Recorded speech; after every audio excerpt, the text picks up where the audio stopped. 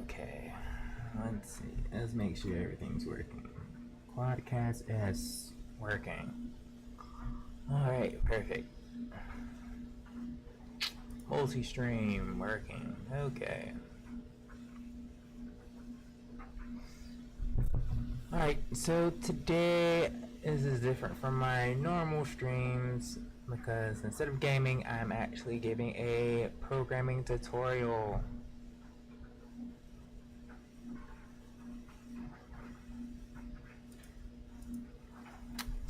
So I'm giving a programming tutorial today. So maybe a little bit about me. I'm a programmer. I've been a programmer for 5 years. I work in Florida. I normally do PHP and JavaScript. But today I'm doing a tutorial for Java, which I haven't done in years. Haven't touched Java in forever. So I'm gonna try to give a tutorial on that. So this is basically how I do it. Like, even though I don't code in Java, my day is just filled with not knowing what I'm doing. So this is basically my process in figuring out how to get stuff to work, even though I don't work in Java. So I always have Google open. So Google's my best friend, now and forever. It's very important when you have a programming job that you always have, your search engine open. Because that's most of your day, is just Googling problems. Why isn't this working? And then constantly on Stack Overflow. Okay, so I'm just gonna get started. So basically how I start off is you look at some docs. If you're first getting started as a programmer, you want to look at some docs on how to install the programming language on your machine and everything. And you should get familiar with, your command lines and your keys and your short keys, gosh. Anyway, so some prerequisites in order to be a programmer. So what you want is, you definitely want to download you an IDE or a code editor. So an IDE is an integrated development environment. And typically IDEs are, Sage 6path, you just showing up. You got here at the great point. Great point. I'm just talking about IDEs and code editors. So that's where you're doing all your coding at. You're doing all your coding in IDEs or code editors. And like I was saying, IDEs, integrated development environment, those are more, I would say those are more geared to a certain programming language. And then a code editor is just like a general purpose editor for your code. And my favorite one is VS Code. Yeah, can't go wrong with VS Code. Some people use Sublime. I don't like Sublime because the free version, this thing keeps popping up every couple minutes, couple hours. That's why I just like VS Code. It's just free, it just works, and then it doesn't have some of those caveats that Sublime has. So if you want VS Code, all you have to do is go to your trusty Google, you type in VS Code. It's owned by Microsoft. You hit the download button. Depending on the version of your operating system, if you got Windows 8, 10, 11, you just click one of these, you download. If you have Mac, you click Mac. And if you have, if you have Ubuntu or any type of Linux any Linux distro, you click on this one right here.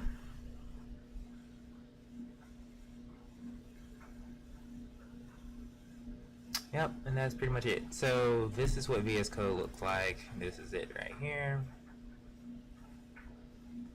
VS Code is awesome. Some things to get. So VS Code is lightweight. You just download or you install the extensions that you need. So it starts off with nothing, and then you download what you need. So I've downloaded quite a few things here. So some things that I suggest. I gotta go eat, but I'll be right back as soon as I'm done. Yep, sure. So some of the stuff I suggest that are downloaded are Better Align. It allows your alignments of variables. I do enjoy that. Then I have some other stuff here, but it doesn't really matter. Oh, yeah, you want this one maybe?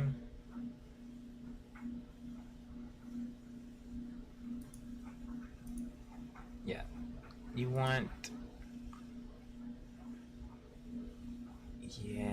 want language support for Java by Red Hat.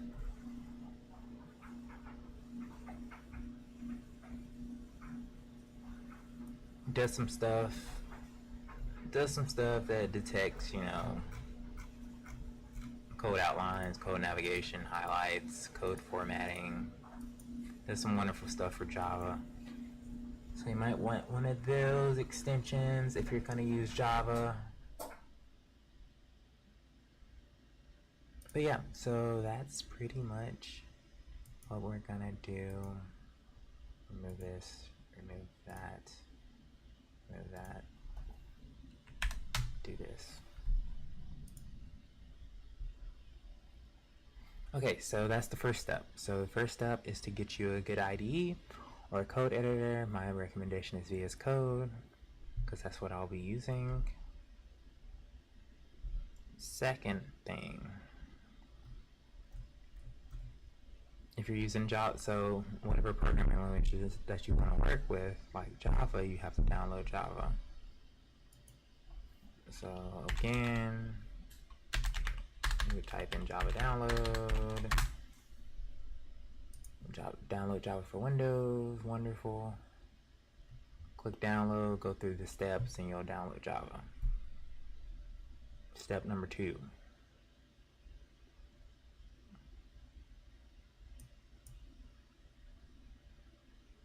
So that's wonderful, wonderful, wonderful.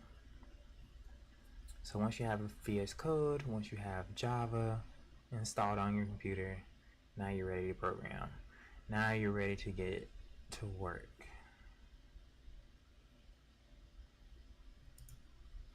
So the next things that you want to, get familiar with is the command line or your terminal. So if you don't know what the command line is, your command line interface, then it's important to understand what a GUI is, which is your graphical user interface, GUI. So your GUI is your graphical interface. So things like, I don't want to show my desktop, but hopefully I don't have important things on my desktop. Okay, we'll just do that. We'll just show a little bit part of my desktop right here. So I'm showing like a little part of my desktop here, right? So you can create files on your desktop.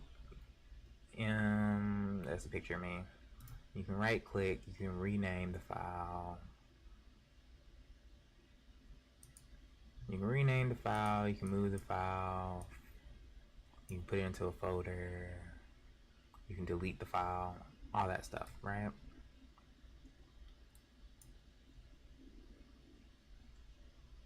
That's your graphical interface. That's graphical interface where you can use your mouse, you can use the keyboard, you can visually see it, and you can visually edit it. With your terminal,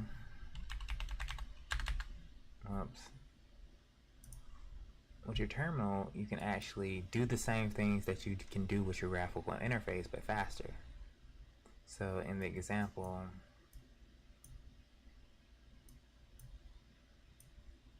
where it says Discord icon.jpg, I can go to my desktop. Oh crap.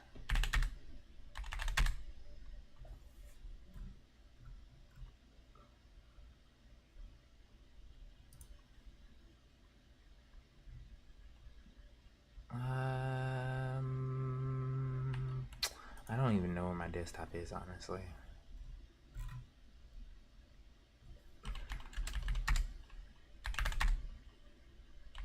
Maybe it's public.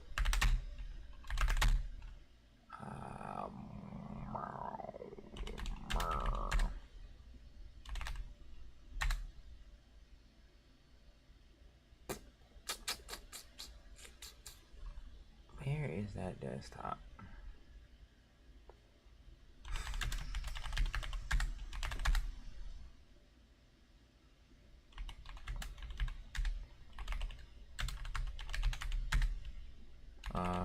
How you do this?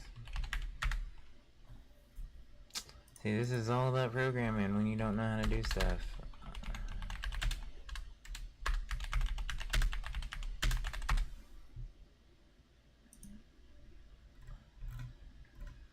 So with the command line, you have like a shell. So shells. See, I use Linux. I use like Linux distros, so I don't really know Windows shells like that.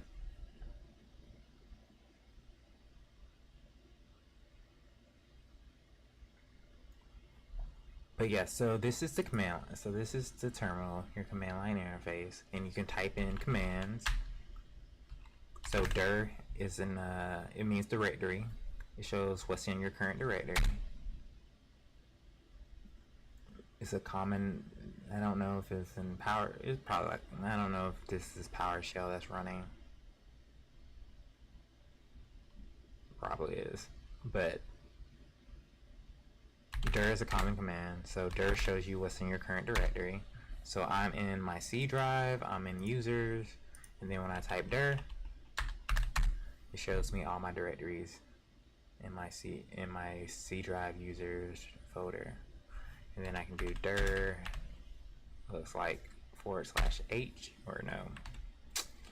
I can do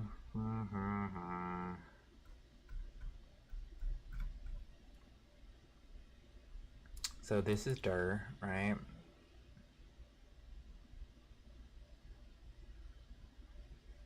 You can do /q, the display file ownership. That's not what I want.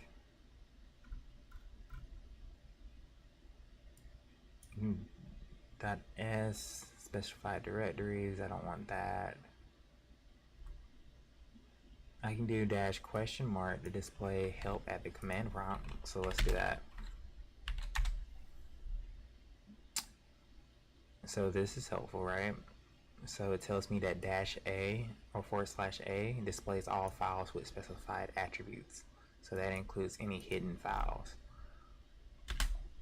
So that's what I'm gonna do.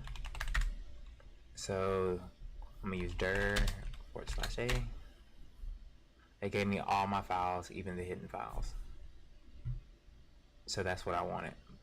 Because if I just do dir, all the hidden files aren't there. So I do dir /a, get all the hidden files, and then it looks like I want maybe all users, or I do cd, that means change directory, and then all users. Then I want to check what's inside this one. It looks like I don't want that one either. I don't see desktop. So you do cd ... means to go to the parent folder.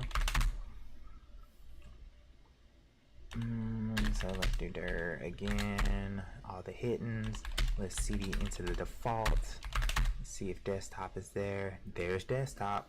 Cd into desktop. dir. Maybe this isn't the desktop I wanted either.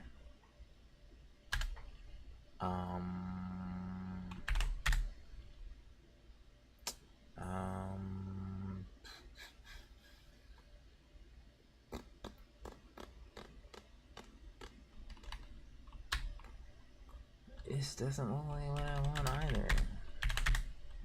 I keep using bash. Okay.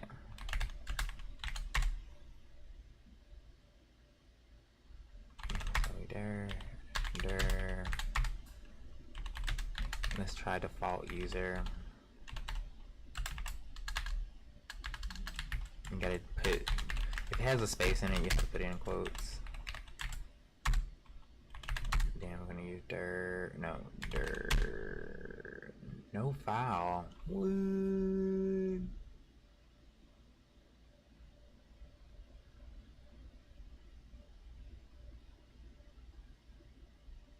Oh, let me see.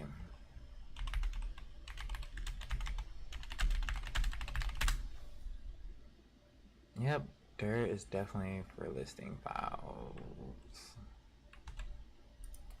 This is my life. So dir a. I literally don't know where my desktop is.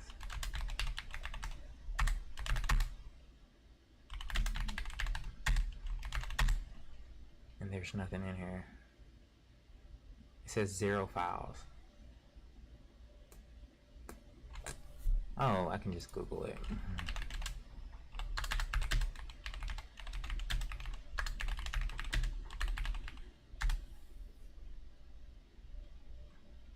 I should have did this from the very beginning.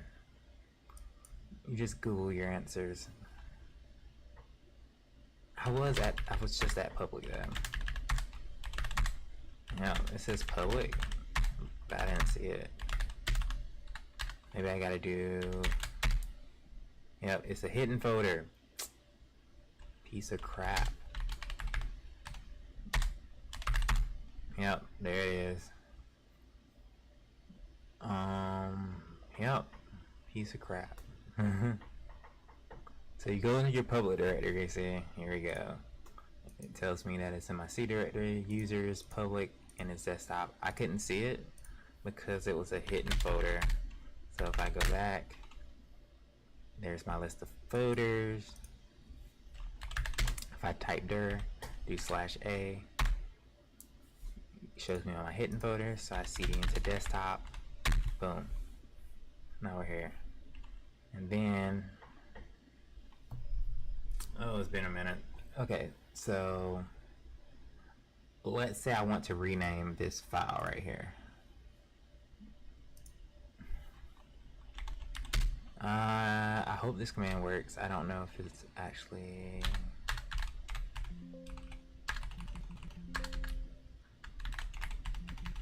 Oh, is it even there? I don't see it.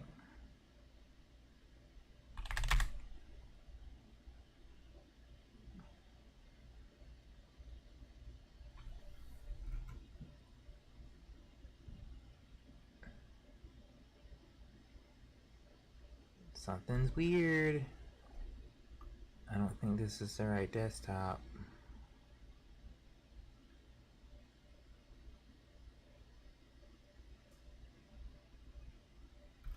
That is not the right desktop.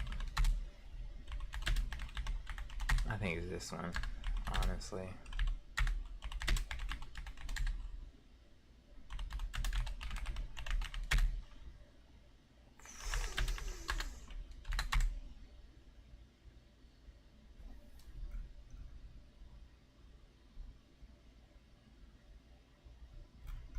Life is hard.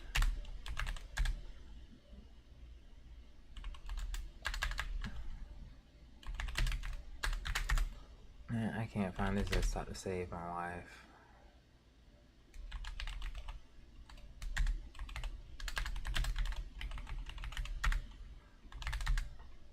Not in that one.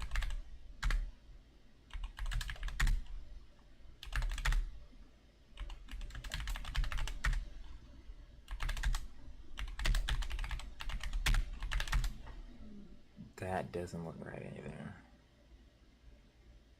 23 files touched in 2021. I got an idea. Oh, I didn't think of this. Oh man, I should have thought of this. Okay.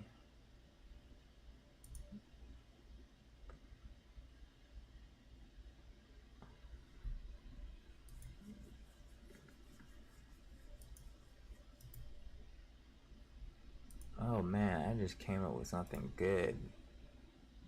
Okay, let's see.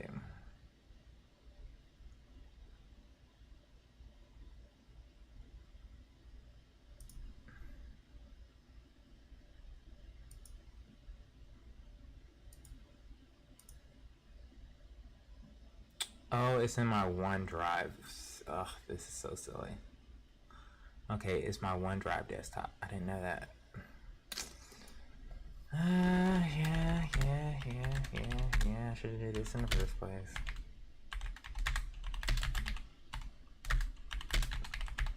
Boom. Okay, now we're in business. Okay, sorry. Wow. I'm telling you, this what being a programmer is. It's not knowing something and then figuring it out. So the way I did that is I right click, I hit show more options, I hit properties, and then the file path is right here. So then you can just go to it on your command line. So C drive users, JamZX, OneDrive, desktop, boom. There it is. And then if I want to rename something,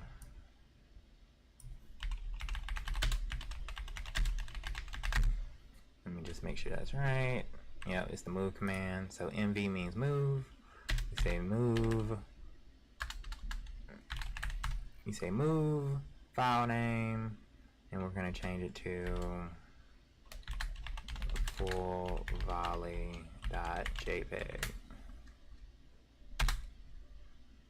And it says move is not it's not the move.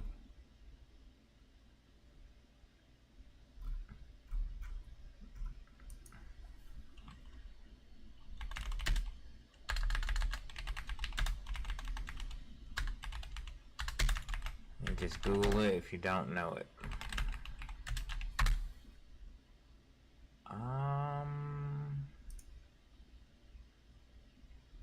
Oh, it's actually called renamed. Let's try it.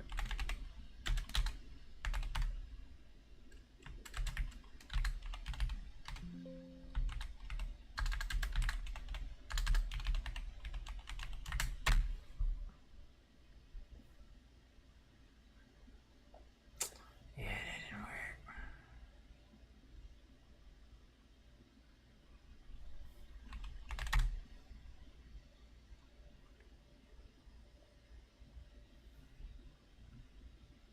Oh, it did work. Yay!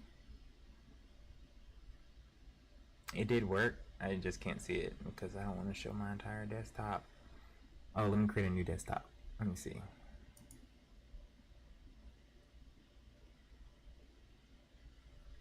Oh gosh.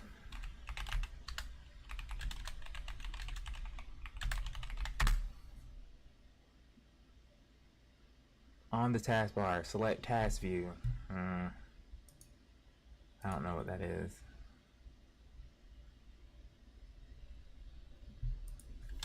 I need a short key. What's the short key? Windows Control D. No. That showed my entire desktop.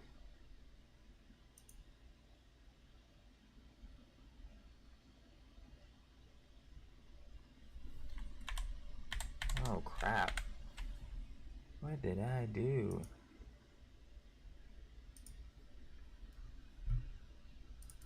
Wait 1 second.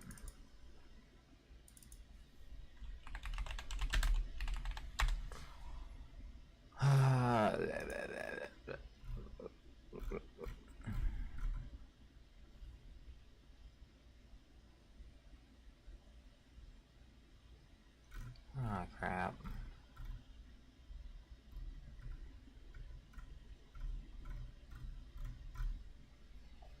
I did something wrong.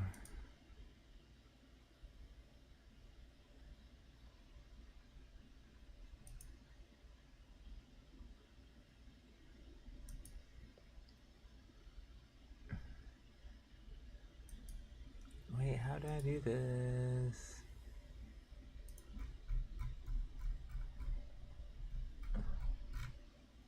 I need Windows 11.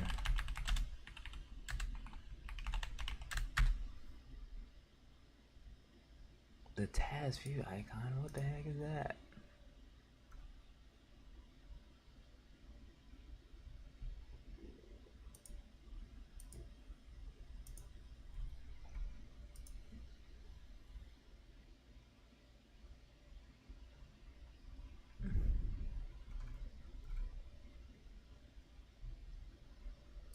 Oh my goodness.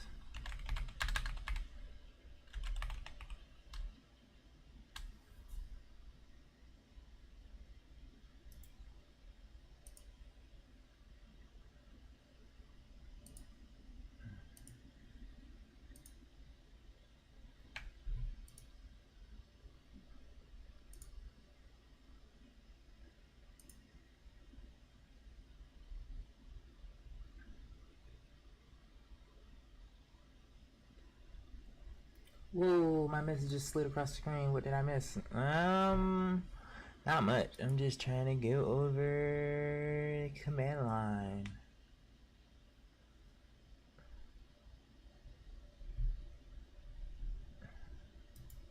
Wait, let me clean up my desktop really quick.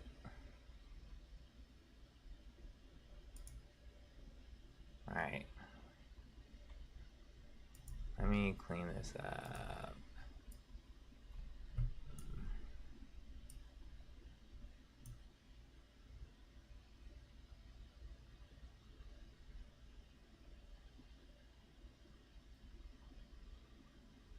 My desktop's a mess.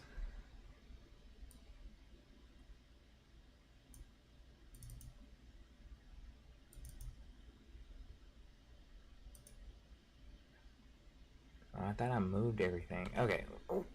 This is too much work. This is too much work. Okay. We'll just...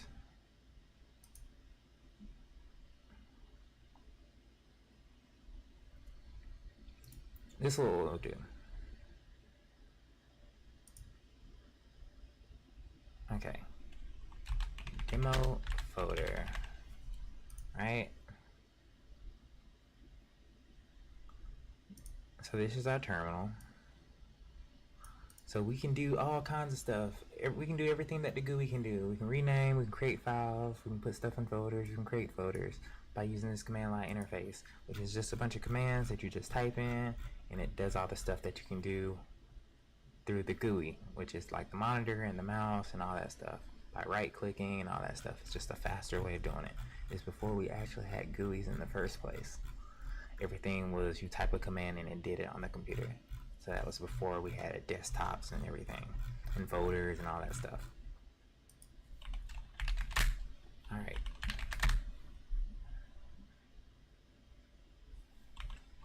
What? Clear is not a what?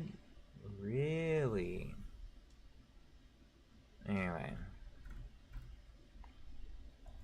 Okay, so we're gonna go into the demo folder, right? Whoop. Try that again.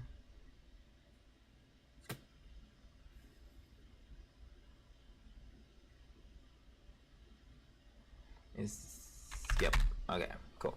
So there's nothing in the demo folder. Dot means the current directory, double dot means the parent. Cool. And as we can see, if we double click the demo folder, nothing in there, right? So we can actually create a file in here. So we can do, how do you make a file? And all I know is the touch command, but they don't have touch command.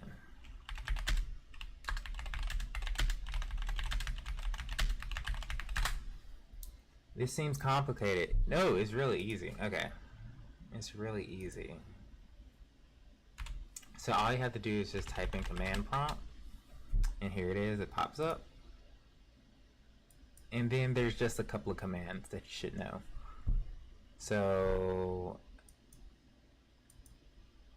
like this folder right here, if I click show more options, I click property, it says this folder is located at C drive, users, JamZX, OneDrive, desktop, right? So this tells me that I'm currently in the C drive, users, JamZX. So if I want to get to my desktop, all I have to do is change the directory to this directory right here. So all I have to do is type in CD, which stands for change directory, and then I change it to OneDrive. So then you can see that it changed to C users JamZX OneDrive. And then I want to get into the desktop, so I CD change directory into desktop. So now it changed to C drive users JamZX OneDrive desktop. So now I'm on the desktop in my terminal. And then I want to go inside this demo folder, which has nothing in there. So then again, I just CD change directory into my demo folder. And now I'm in the demo folder. So that's an important command to note, is the CD command, which means change directory. If you want to go to the parent directory, if you want to go back to the desktop directory, you just do CD ... and then it'll change it back to OneDrive desktop. But I want to be inside the demo folder, so I go back into the demo folder like that.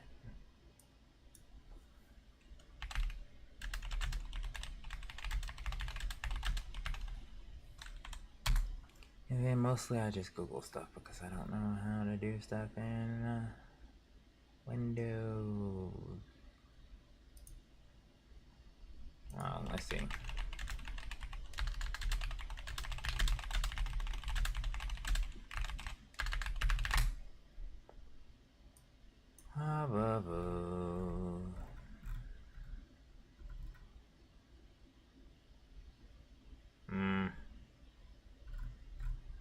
That's funny. I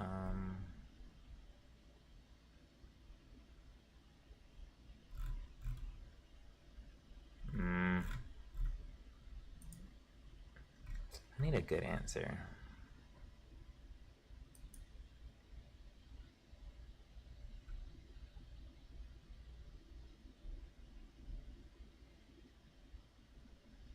Alright, that might be a good one.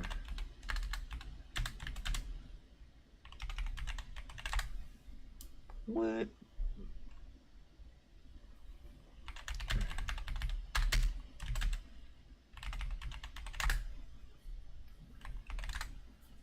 Oh, that actually worked. Wow. Okay. So now I just created a file in that directory. A text file.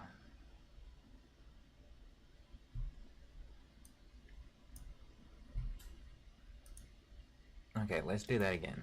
So we're gonna delete it. What's the coolest thing that you can do in the command line? You can do everything. You can do everything that you want to do. You can, I mean, it's practically endless. You can do anything and everything in there. Yep, so if you want to delete a file, so I'm gonna delete this file that I just created. I don't even know the commands, gosh.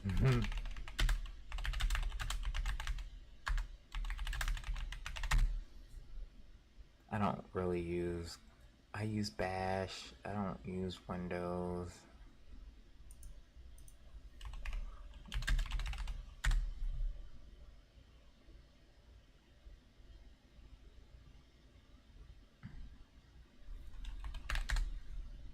It says I deleted it. Yep, it deleted it. So that's awesome. Alright, so let's just for fun, let's see. Okay, let's create a text file, right? I want it saying hello world, and then I want to put it into a file called hello.txt. So then when I refresh this, there it is. And there it is. Hello.txt was created. And look, it says hello world. Woo! Amazing. Is this like the system command thing on Chromebooks? Well, I don't know what Chromebooks use. What Chromebook use? Do they use like Android? I can't remember. I never used a Chromebook in my life. But this is the cool thing about the command line. So basically, you don't even need a programming language. You can basically, command lines are programs. Well, the command line has programs called shells that run, that you can just pretty much do anything that you want. You can create files, you can rename files, you can move stuff around, and it's just really quick. So you can do other stuff. So I want to rename this file. So say I want to rename it from hello world to world.txt.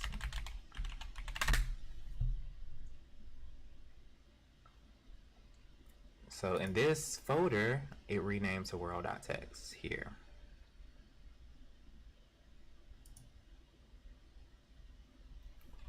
If I want to delete the file, I do delete, and then I do the name of the file. It takes a minute to load. There it is, it's deleted. So it's way faster to do something through the command line than it is to actually go into this folder and then click delete. Just way quick. So I create the file, boom, there it is. Rather than going through the GUI, which is, you know, the operating system, right clicking, finding the trash can, doing delete, it's just much faster for programmers to, you know, create the file through the command line and also edit the file through the command line. I usually use bash for my shell. So if I type bash in, I'll start working in bash, and then for bash the command is touch, and then you do the name of the file, and then it'll create it. I don't use command prompt. I really don't use that, but for this tutorial I'm using the command prompt, and the command is delete, which I really don't like, but Why does it seem like Windows 11 is slow to refresh folders, files, or are you getting turned off? I know, it is weird, right? I don't know why. Oh, I do know why, actually. Because this is actually my OneDrive. So this isn't like my actual desktop. This one's connected to some server somewhere, and then the server has to update when I make changes to my file. So this actually isn't locally. That's why it's taking a while to update. It has to go to the cloud, delete it on the cloud, and then update. So that's why this isn't a real desktop. It isn't locally. So I do know the answer to that one. Yeah. So yeah, so when you become a programmer, you definitely want to use the command line for everything. You want to know all the commands that you could possibly need. I just know a few for the command prompt because I don't really use this one. I use bash. I have bash. This is bash right here, and then I know all the I know most of the commands for bash. Bash also use dir. You can use ls. You can, you know, go to the parent, go to the child.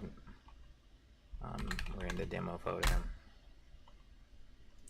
Yeah, you can do echo. So if I want to do some cool text, and then I want to put it into a file, so you do the greater than sign, which means to put it into a file, and I want to do, I don't know, bar.txt.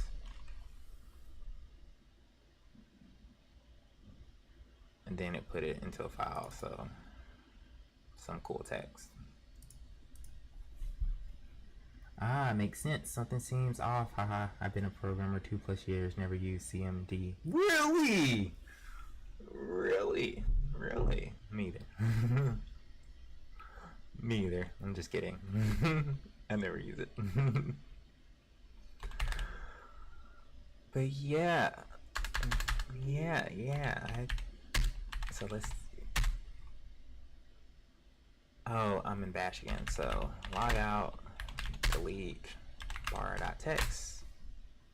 Takes a minute because it has delete on the server. Oh, let me see.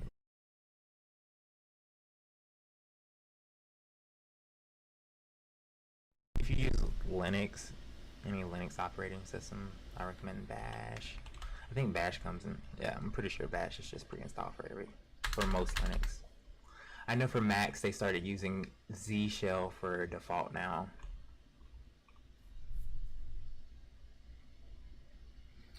So what language you programming in? Today I'm going to be programming in Java.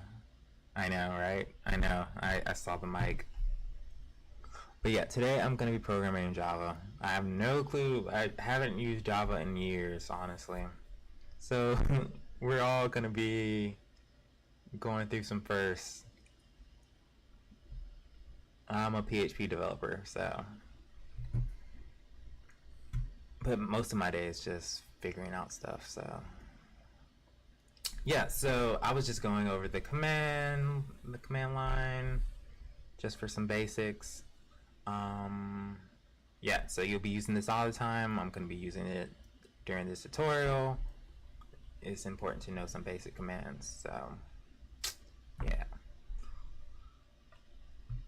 So once you download VS Code, which is my code editor of choice, once you download Java, then you're ready to program. So it's also awesome that VS Code also has a built-in terminal, so you can just. I love short keys. Short keys speeds up your development time. So control backtick opens up the terminal. It opens up in PowerShell. It sucks, but it's okay.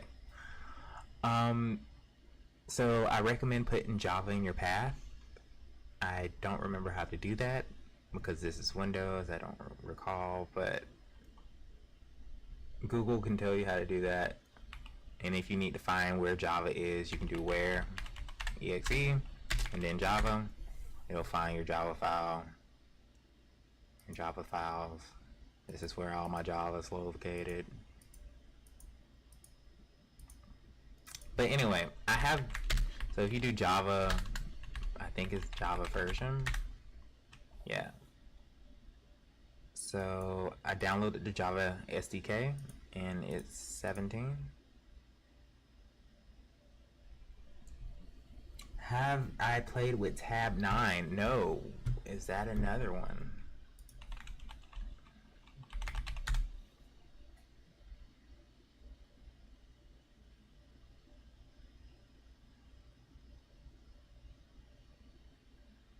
It's another IDE. Is it free? I'm gonna have to try it. I don't think anyone can get past VS Code for me. I don't think anything can beat VS Code for me. I'm gonna have to give it a shot. Oh, it's a VS Code extension. Oh, well, it makes sense why it has this right here. I'm gonna have to add it.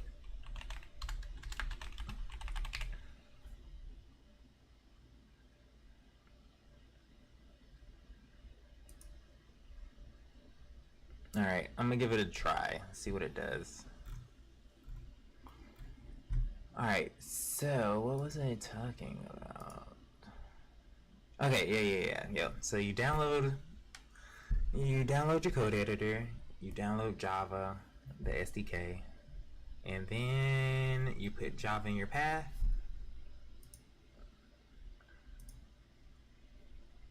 And then you're ready to program.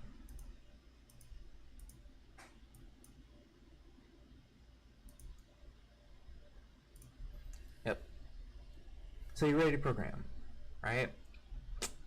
And the best way to learn how to program is the docs. I love going into the PHP docs. So I don't know Java that well because it's been years and I haven't done it since I was in college. So you go to Java docs, obviously. You're like, okay, I want to get started. Looks good. Well, this doesn't look helpful. Oh wow. Maybe technical documentations that look right. Java tutorials, wonderful. Well, like we're getting somewhere now. Java tutorial learning paths, okay, great. Java introductions, cool. Okay. Let's look at the first one, Java technology, right? So you have your program, which is in a .java file. You have your compiler, which compiles to a .class file, and then so that's your Java bytecode, and then it goes into the Java VM, which compiles it to binary, and then it runs. Good stuff, good stuff. That's the entire workflow. So you have your program, it compiles the Java bytecode, and then your Java bytecode goes onto the Java virtual machine, which then converts it to binary, and then your program can run. Awesome, great. That's interesting stuff there. Yeah. So moving on. So they're talking about, some other stuff. I'm not gonna really read too much into this, but the main tools you are using this is very important, is the Java C, which is your Java compiler, and then the Java program itself to actually launch. You might want to make yourself smaller so we can see the screen. Oh, that is true.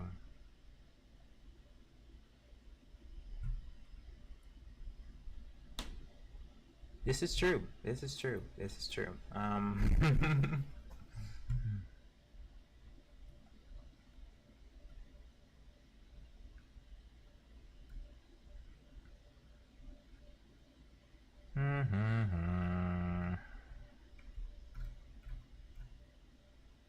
Display.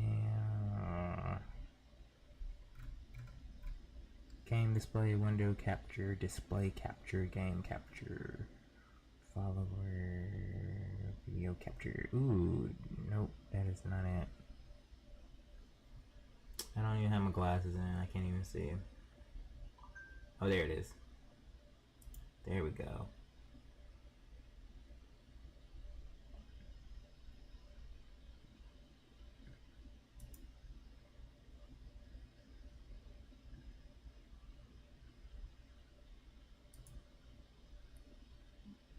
One second. How the heck do I duplicate?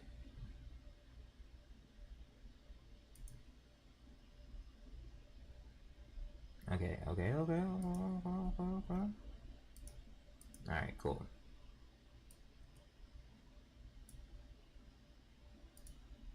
Alrighty, there we go. Now we're in business. Alright. Ooh. Alright, so so the important things here are this line right here. As a new developer, the main tools you'll be using are the Java C compiler and the Java launcher. So as we saw in the previous tutorial, you have your Java program, you have your which then compiles into bytecode, and then it runs on the virtual machine, which then converts it to binary, and then your program runs. Good stuff. I mean, you can read through this and it goes into more detail on how it works, but that's not really important. Not too important, honestly. Then more about what it does. There's APIs, there's technology, there's plugins, there's Java FX. So there's different type of GUIs. So GUIs are graphical interfaces. So windows popping up, buttons, all types of things. Icons, wonderful tools.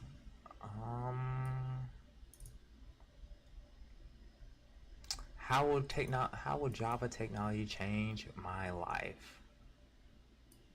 They don't promise fame or fortune, which is good. They're keeping it realistic. You can write less than C++, which is true. Yeah. Yep. Now we're gonna get started. Cool.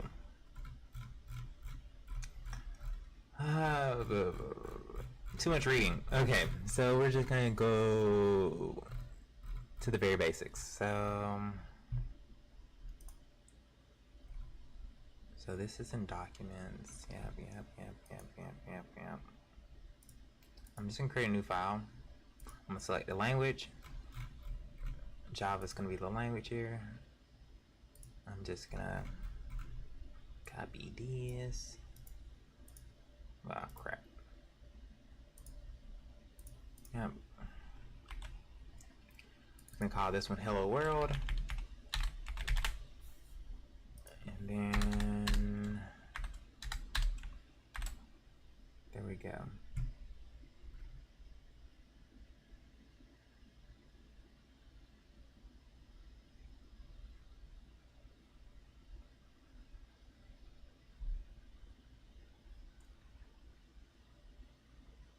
Alright, here we go.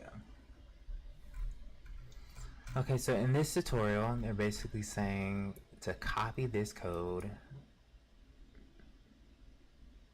here, and then basically we're gonna run it. So we're gonna save this file as hello world.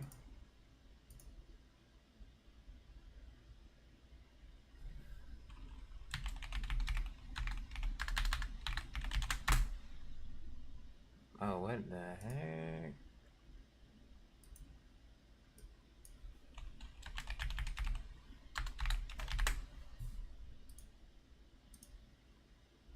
Why it keeps putting me in that folder?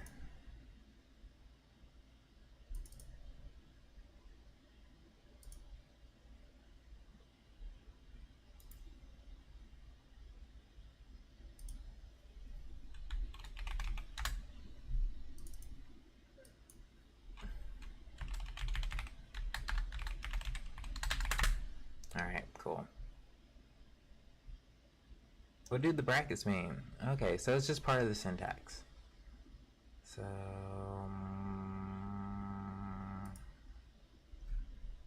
yeah. So it's just part of the syntax.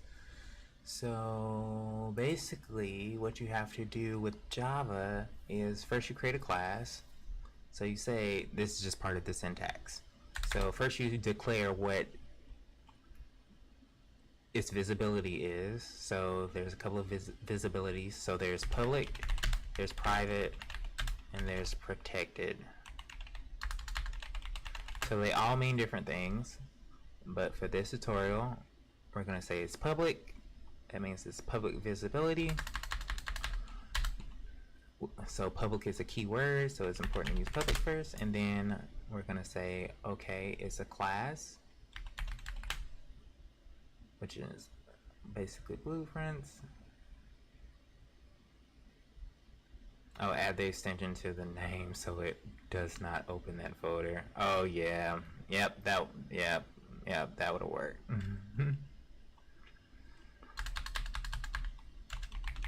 Yep, I was trying not to waste brain cells on it.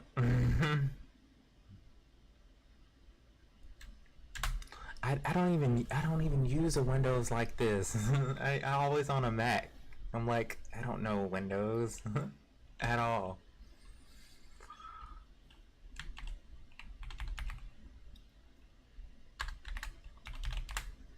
But yeah, so public is a keyword, class is a keyword, and then you do the name of the class. So this can be whatever you want. This can be, I don't know, Top Gun, you know, or it can be like Morning Star, whatever you want to call the class. In this case, I'm gonna call it Hello World. And then to end the syntax, you do open and close brackets. I do. Very fancy.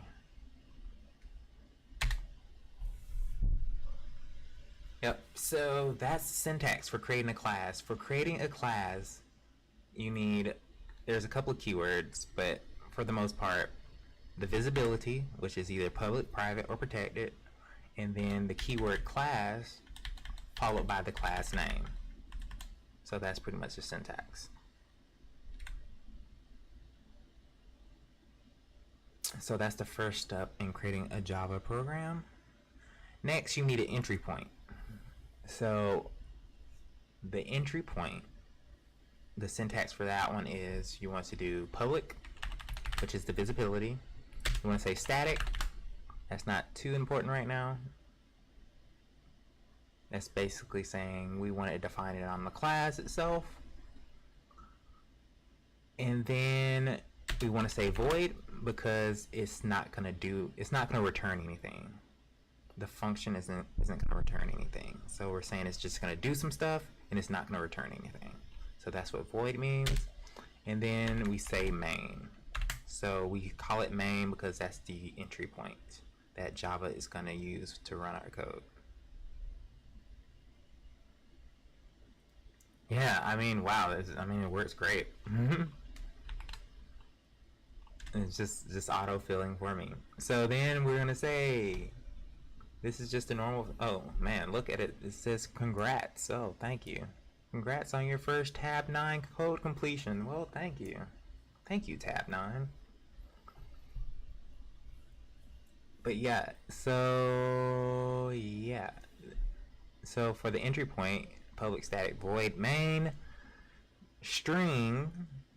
So that's a data type in Java, and we're going to use these brackets that says it's an array, and then we're going to call it args. You can actually call it anything that you want to. So you can call it,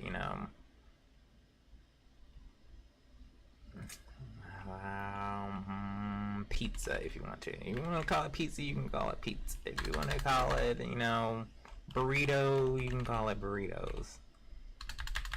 But it just makes sense to call it args in this case because that's what would be passed to the main function. So this first part really doesn't matter. This is what you're typing in all your Java function or all your Java programs for the most part. You always want to have a class and you always want to have the entry point. So you create a class. So the minimum is, the minimum to create a class is the visibility, which is either public, private, or protected, the class keyword, followed by the class name. And then you have an open and close bracket in order to create a class. And in order to create a method is just a function within a class. It does things. In order to create that, the minimum is the visibility, so public, private, or protected, just like the class. The static keyword is optional depending on what you want to do with it. If you want to define it on the class itself, then you use the static keyword. If you don't want it defined on the class and on each object, then you remove this entirely. It's not important to know it right now, but just something in the future. But in order to run your first Java program, you do want the static keyword, and then you want to say void, so it doesn't return anything, it just does stuff. And then you want to say main, and you just want to pass in these. So this is just kind of muscle memory that you want to do anytime you create a Java program. You all just want to know this by heart. Yep. And it also has an open and close curly brace. So that's pretty much it. That's pretty much how you create your first Java program. You just always do this. Always, always, always. Public class, class name, public static void main, args, boom, right? And then say we want to print out something. Just print out hello world. Man, this tab 9 is amazing. I already knew what I was about to do. Yeah, so say I want to print out hello world. So you do, I'm just gonna get rid of this again. So system System is a class, I believe. It's probably in a package somewhere. I believe system is a class. System out, which I think maybe be an object, or no, sorry, it's an object. So system is probably like a standalone object. Out is probably an object, and then print line is actually a method. And then we want to say hello world. Hello world with a lot of exclamation points. And then anytime you have a statement, so this is just kind of muscle memory too. This is also muscle memory. So anytime you end a statement, you have to end it with a semicolon. Always, always, always, always, always. If something doesn't work, it's probably because you forgot the semicolon. If you leave out the semicolon, usually your code editor will, highlight it in red and tell you that something's wrong. Oh, syntax error. Insert semicolon to complete. So remember, always, always, always after a statement. A statement is just a line of code. Always add the semicolon. You don't need to add a semicolon after like a curly brace. I don't think it'll cause an error. Not that I know of. You don't. I think that's completely optional, but you don't have to do it after curly braces.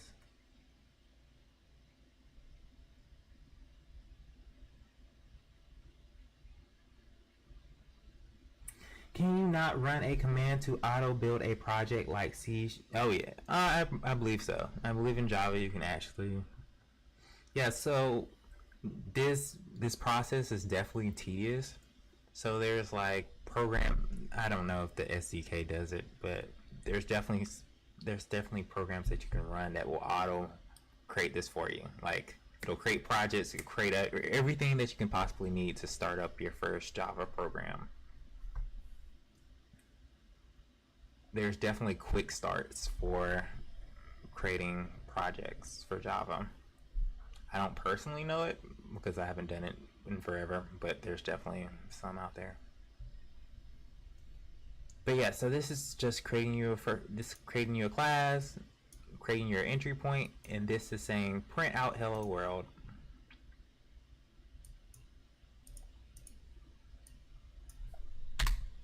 Cool beans. We're gonna hit save. So you do Control S.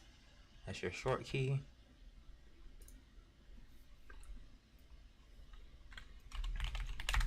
Okay, so I use clear. Clear is a command that will clear out your terminal. So I use clear. And then as we saw earlier in the tutorial, you have to compile the file first. So this file is in my users, it's in my C drive, my users, JamZX documents demo. And in my terminal, you see that it's C drive users JamZX documents. But I need to be in this demo folder, so I'm gonna use cd, change directory, demo, to get inside of my demo folder. Then I use dir. Dir will tell me everything inside my demo folder. You see that hello world.java is in my demo folder. So then we do Java C. So when you download your Java SDK, this command you can run on your Java files, which is the Java compiler. So this will compile your Java code into Java bytecode. So Java C, hello world.java. Also, so what I did there, so it's also important to point out, if I type in H and then I press tab, it'll auto complete it for me. So that just makes typing in file names a little quicker. So that's what I did there. That's pretty much what happened. So I can do HEL, and then I hit tab, it'll auto complete. So then I do Java C, hello world, to compile the Java file into Java bytecode. So now when I check inside the file, you see this file called hello world.class. And if you want to see it visually, through the GUI,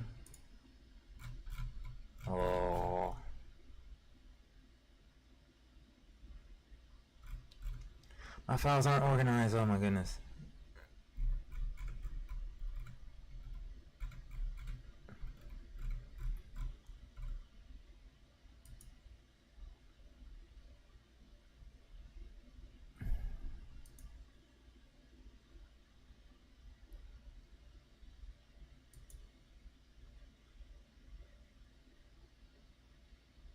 Oh, I see where I'm at.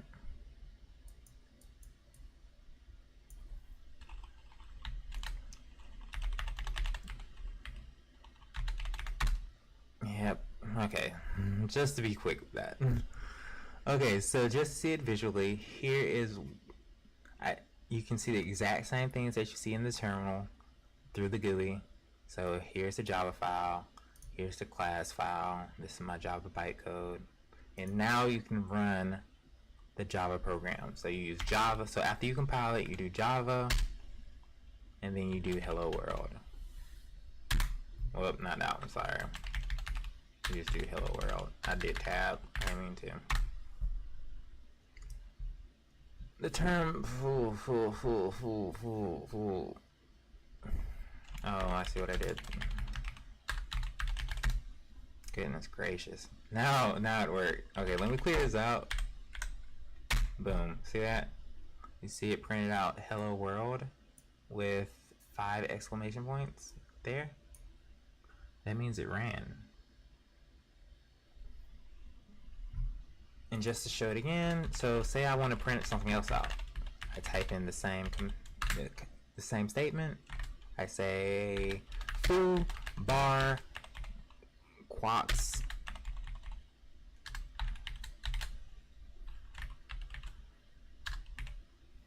I save, and then I just run it again. Well, I gotta compile it. You always gotta compile it. You compile the file again, and then you run Java, and then it prints out hello world foo bar quox.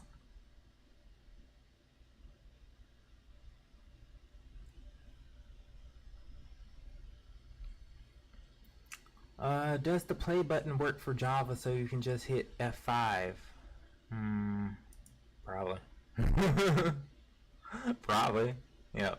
It automatically compiles it and everything. Yep. Yep. It's all built in. It's all built in for you. You don't even have to do this. I mean, it's great. It's great when stuff is built in. A Java console, and it just compiles all your stuff for you.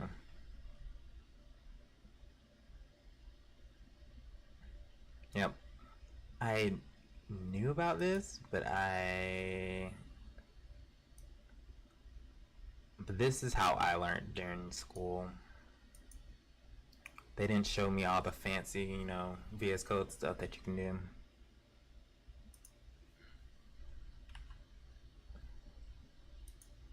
And you can do some cool stuff like with tasks and stuff with VS Code that allows you to, it's just some crazy stuff. What was I? Okay, yeah, I want to go back to the PowerShell. Yep, okay, cool. So we have our Java console that'll automatically, compile our code and everything for us, which is great. Fantastic.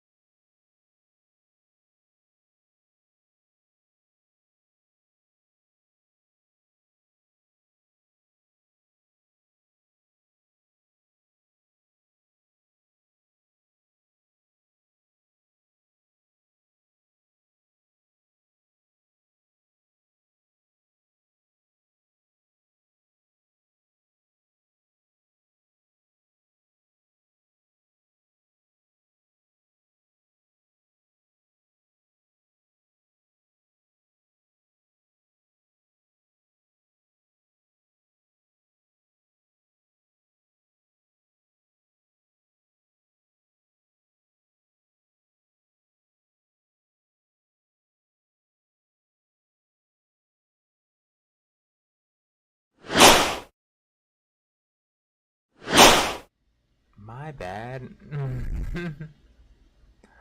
Oh, sorry. I didn't mean to.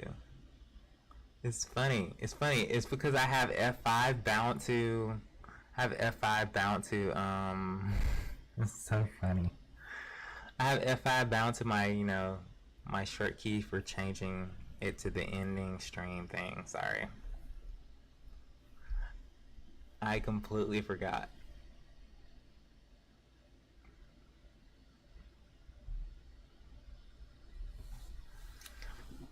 I completely forgot. Okay. So the last thing I was talking about was I don't know what I left out from the last one.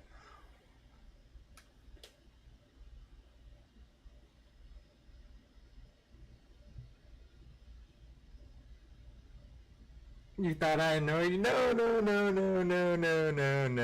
I had hit F5. It was just a mistake.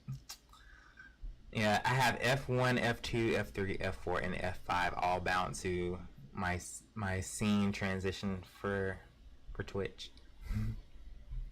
And I had press F5, and that's the end of the stream. That's so funny.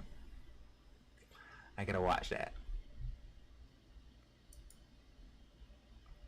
But yeah, so the last thing I was talking about. So in school, I learned that you always do Java C to compile the files, and then Java in order to run the program.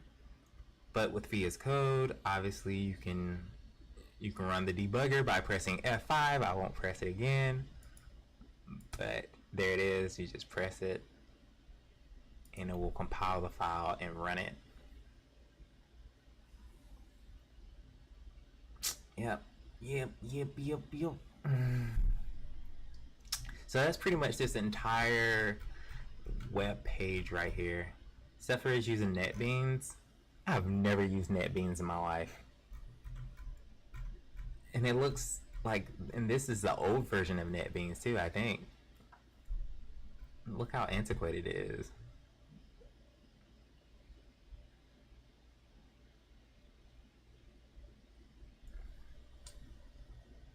VSF1 is the main key, so you might want to rebind keys. Yeah, that's true. I'm usually gaming, so this is like my first programming stream actually. I need a gaming dock so I can just transition. That's what I need. Yeah, that's what I should buy.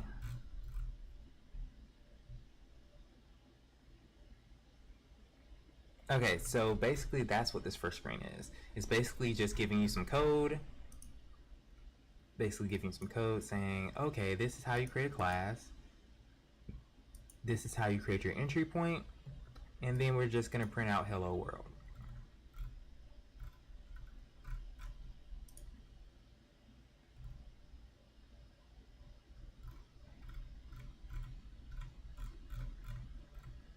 Oh, and it also, this is actually a pretty good tutorial, honestly.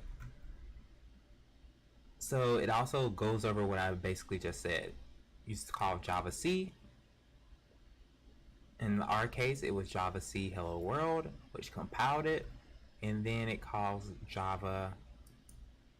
It calls Java. I don't know what these arguments are, but you can call it Java, and then hello world, and it will print out or run the program. Congratulations, your program works. Start a GoFundMe for Stream Deck. Yes. But yeah, that's basically it. Like, it's not too hard to get started with Java.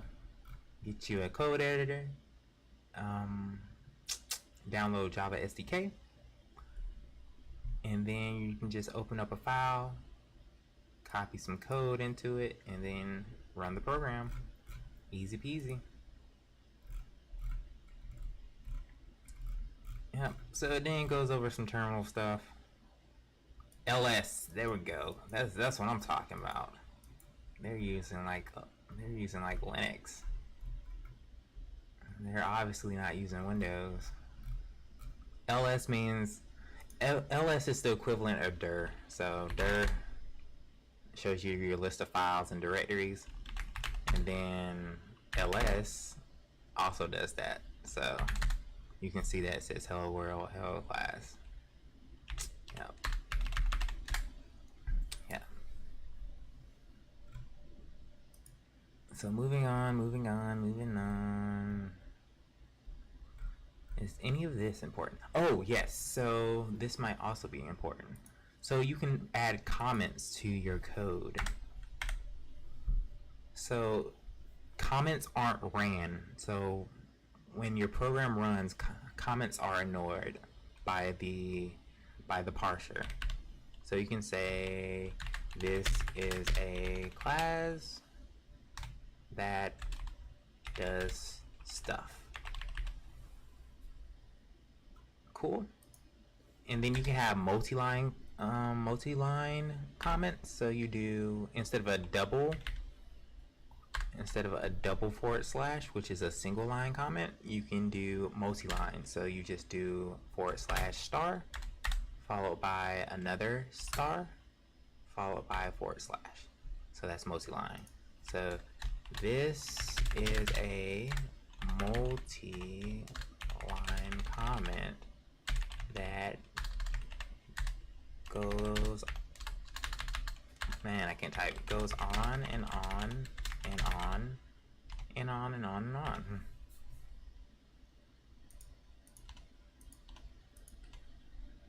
Yeah, so you can do that, and then you can run your code. So if I hit run,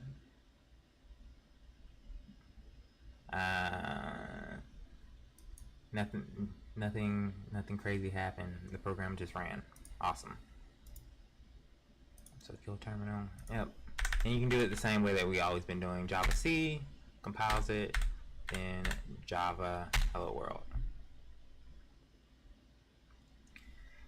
Also, what I did to do that, I pressed the up arrow on my keyboard. That will show me my last ran command in the command line. So I press up, it goes to the last ran command. If I press up again, the second to last, so I press entered. Cool. And then ran the command. So here's it's talking about, you know, the comment, and then we go into class. The keyword class begins the class definition for a class name. So yes, this is a keyword, class is a keyword, public is a keyword, static is a keyword, void is a keyword, and then main is just a name. Hello world is also a name that can be of your choosing. Keywords are part of the language, which means they have special meaning. That means they are interpreted differently when the parser runs, or when the parser runs. So they hold weight, they are important, they have meaning. That's basically what a keyword is.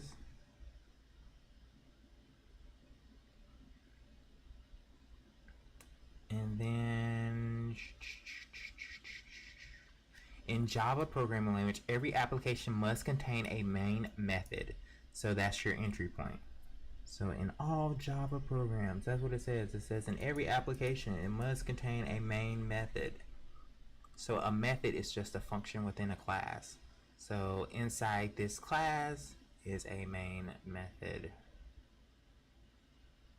And then a main method accepts a single argument, which is an array of strings, which is great. So then we can actually do something interesting here. Let me think.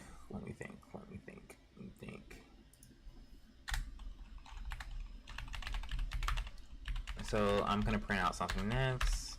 We're going to print out the first argument of our string.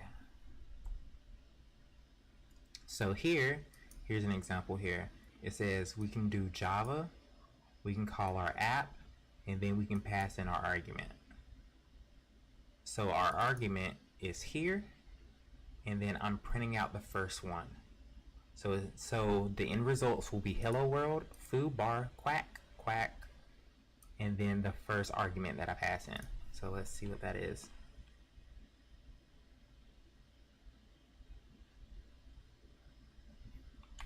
Java, hello world, which is our app, and then we're passing in our first argument. So we're gonna say pizza. So now what should happen is hello world prints out, foo bar quack quack, and then pizza should print out here because we passed in pizza on the command line. And that did not work. Oh gosh, what'd I do? Oh, I didn't compile it. Crap. We always need to compile it. Unless you run it through VS Code, then you don't need to compile it. But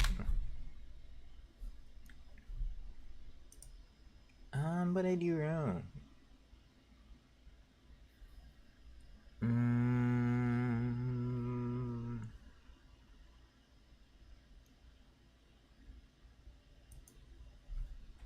I feel like I did something wrong.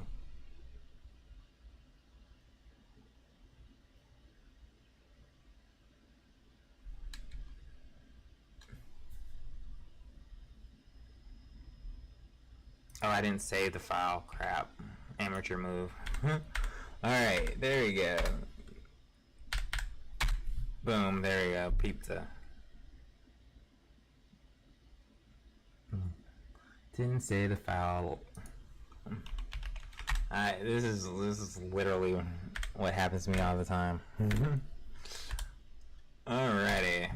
Yep, so there's pizza. If I wanted to say something else, if I wanted to say burrito, boom, print out burrito, because I passed it as a command line argument, and it's printing out the command line argument there. And then Sage of Six Fast says, I'm just learning about variables, so all this is just a little complicated to me. Yeah, I know, right? Yep. Okay, let's get into the easy stuff, man. Let's get into the easy stuff. We're gonna get into variables. Since you just mentioned variables, we'll get into variables. Alright, oh gosh, variables. See, I'm a PHP programmer, so I don't need to worry about variables as much, like data types. Yeah. Alright, oh gosh. Let's just move through this really quick.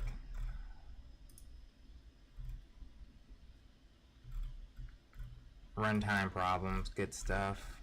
Exceptions are always fun. You'll run into exceptions a lot. Yeah, so that's basically it for the first tutorial for Java. Then learning the Java language. We're gonna skip this because I think this is probably the hardest concept to learn. Yeah, OOP concepts. I think that's probably the hardest to learn. So we're just gonna skip that tutorial. And we're gonna get the language basics, and then we're gonna go straight into variables. Cool. Oh gosh. Ooh, that's funny. So yeah. So like always, in order for your program, you always create a class for your Java program. You create a class. Like right when you're getting started, you don't really need to know this stuff. Like you don't need to know what a class is. You don't need to know what this entry point method is. We're gonna get to that. That all has to do with that OOP concept. That's probably the hardest thing to learn.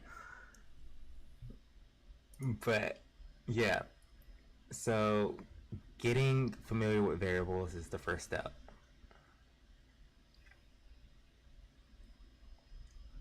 So in Java, there's a lot of data types. Data types are basically ways to say, okay, computer, store this data a certain way.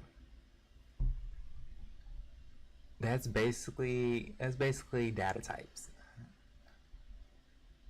in my opinion anyway. It's basically saying, okay, this is how we're going to store data.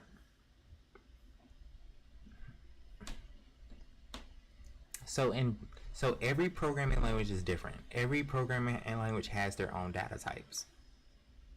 And sometimes they're different names.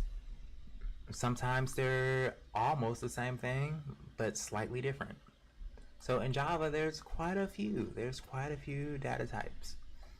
I actually had this one prepared because I was teaching my dad how to program. So this one's actually kind of prepared. I'm glad it's up.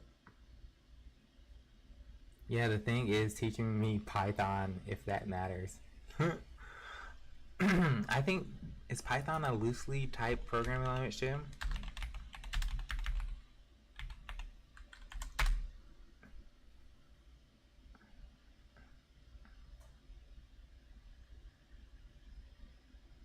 Oh, I haven't used Python like that either.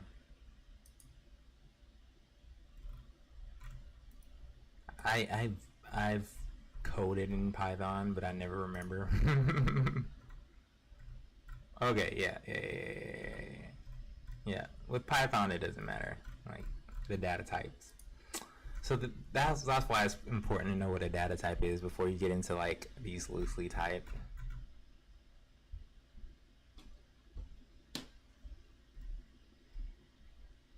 programming languages.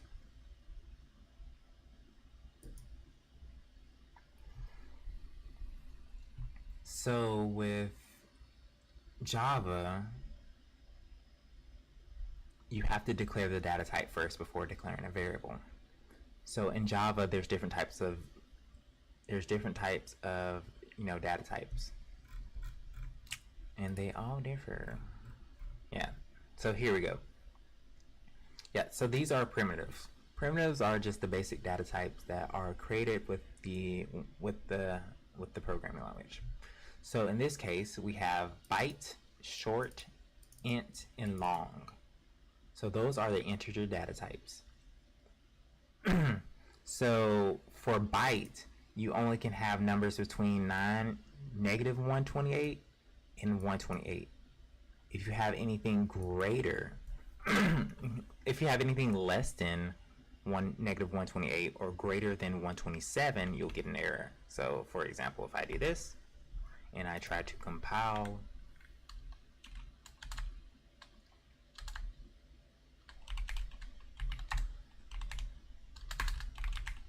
okay, let me clear, and then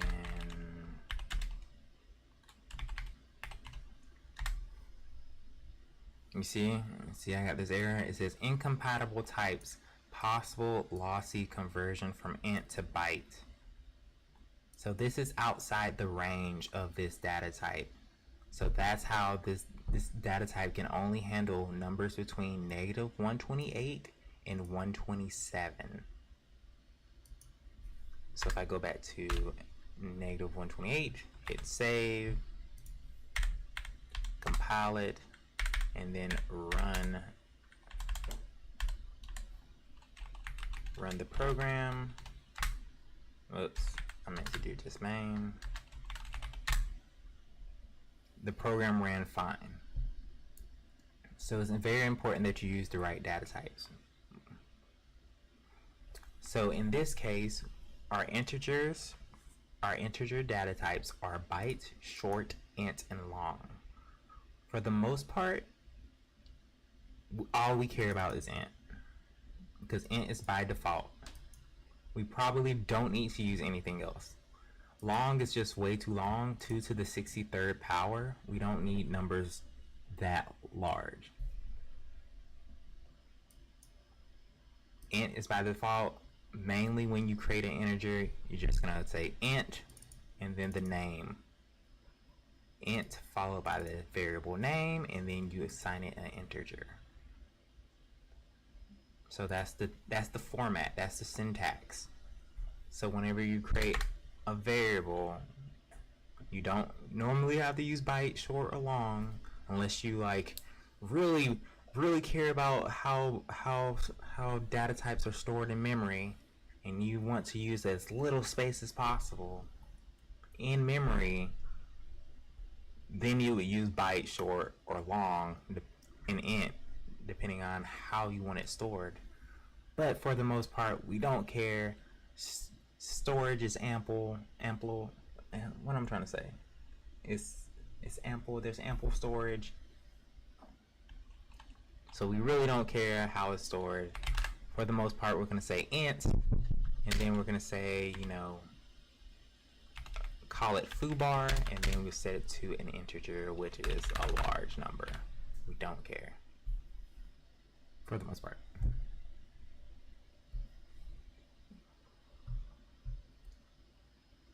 Yep, so that's the syntax. First you say the data type, then you say the name of the variable, and then you assign it a value. So that's the syntax. Data type, name, assign it a value. Next is your decimal variables. So there's float and there's double. So with float, you declare float, you do the name, and then you assign it a value, and then you have to put an F on the end to call it a float. A float is just a decimal. It's basically a decimal, and it has like certain. This is not really important. Like it's 32-bit, 754 floating point. Doesn't really matter unless you're like really caring. Unless you really care about how it's stored in memory, you really don't have to care about that.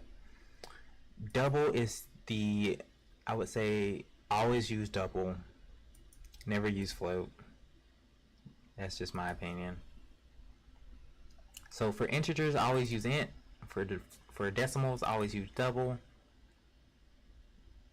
That's just a hard fast rule to properly stand by.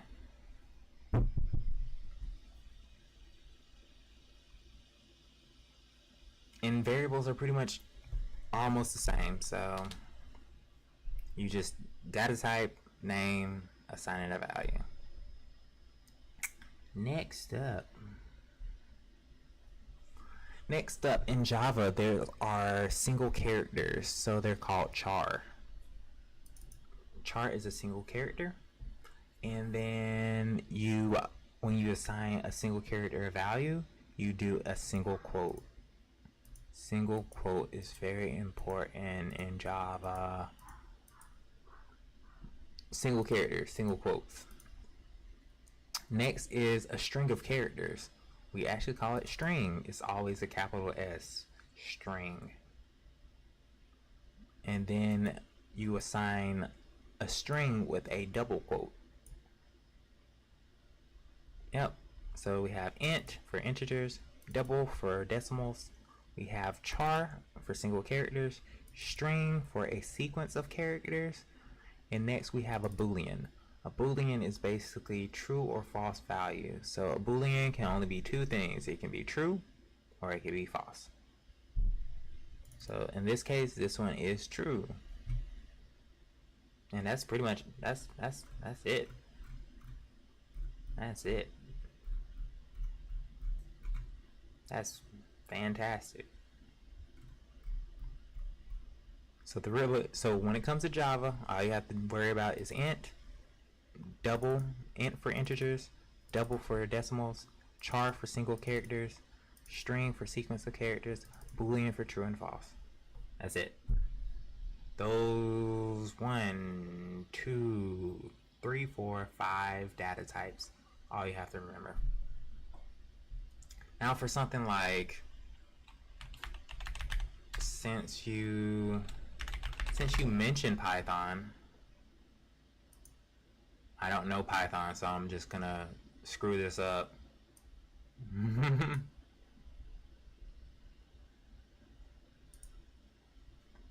Never used Python in my life, but let's give it a whirl.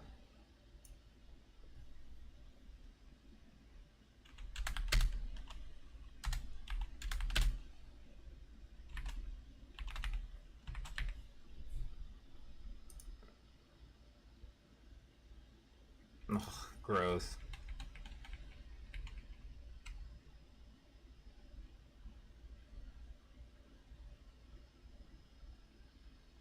What?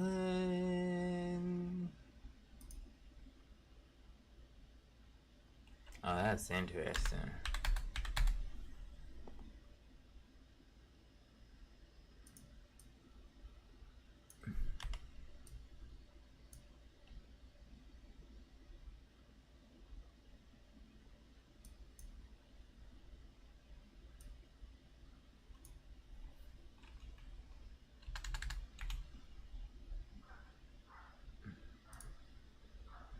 Alright, there we go. Oof, gross. Never used Python in my life. Okay. Yeah. So with Python, I figured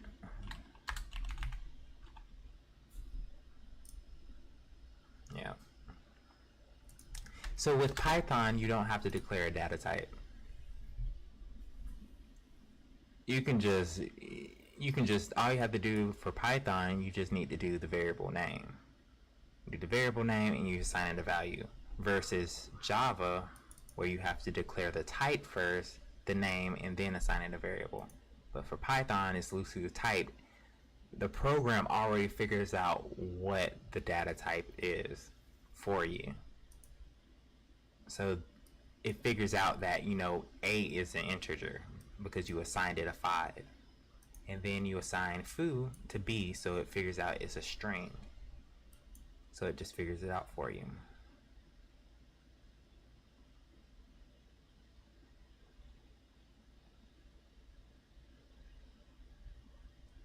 Yep.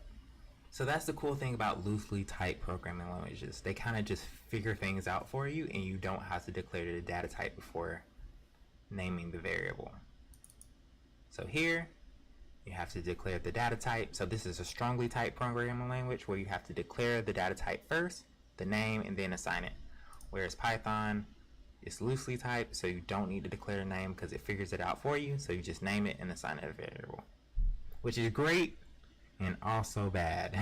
It has its ups and it also has its downs. So I forget, how does programming apply to your job? Like my job? Like my job?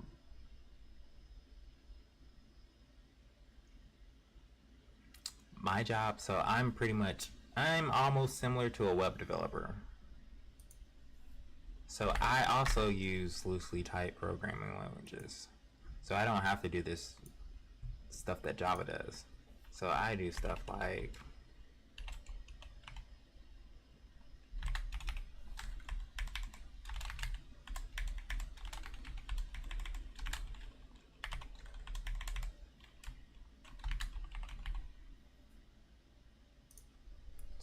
I mainly deal with like web pages and stuff. So this is HTML, which is this whole other thing, right? This is CSS, which is another thing.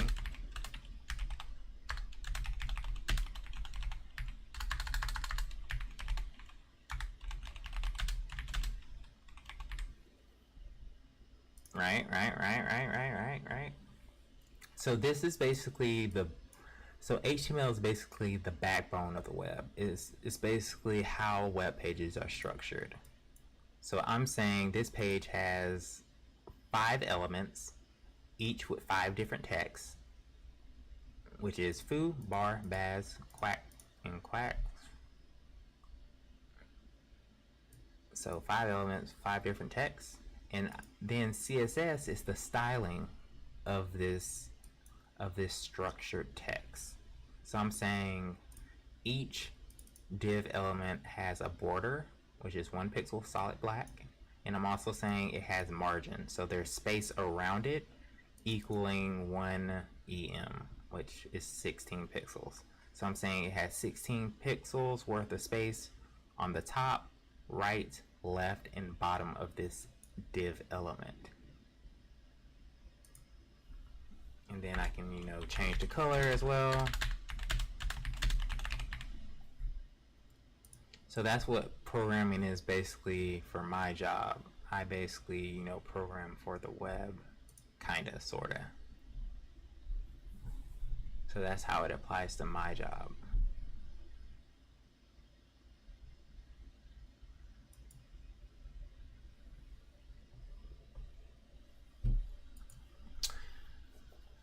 Yep. Good stuff. Variables, man. Alright. Now here's where it gets tricky. Here's where it sucks.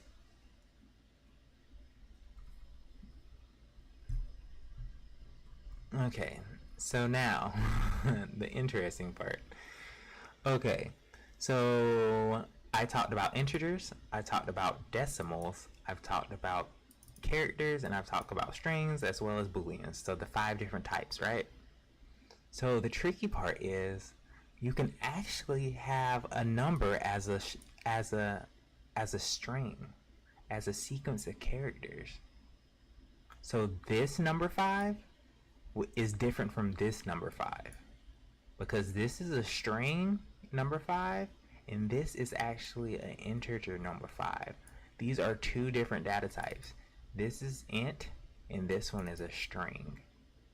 So they're stored differently because data types are all about how they're being stored. So once again, this is being stored as an integer and this one is being stored as a string. So in memory, in memory it's being stored completely different. This one is being stored as a number 5 and this one's being stored as, I don't know what, maybe an ASCII string of 0 0 something something, some code I don't even know. I don't know the specifics. What's a tuple? Oh gosh, I have no clue. It's like a, I really don't know, honestly. It's like a data type. I'd never used a tuple in my life. Yeah, so it's an ordered list. So it's kind of like an ordered list. So tuples don't exist in all programming languages. I kind of know what it is. Yeah, it's a collection of items. It's kind of like an array. It doesn't exist in all programming languages. So in my programming class, they taught us about tuples, but I never remember. It doesn't really matter. They're all kind of the same thing in the end. They're all kind of the same thing.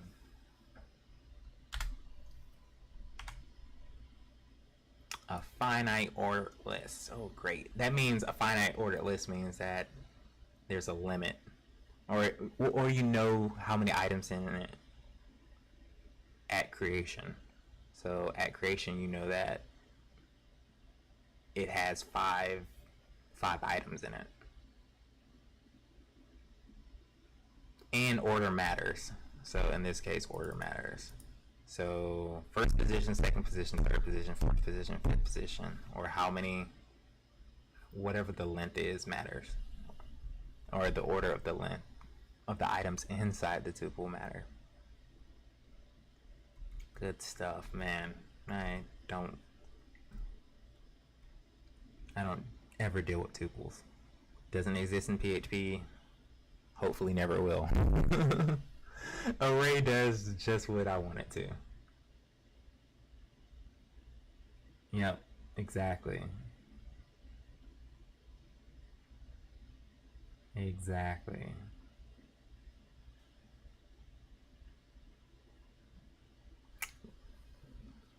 I think C# is probably the closest thing I've seen to Java, I think. If I do recall C# correctly. I believe they're very similar.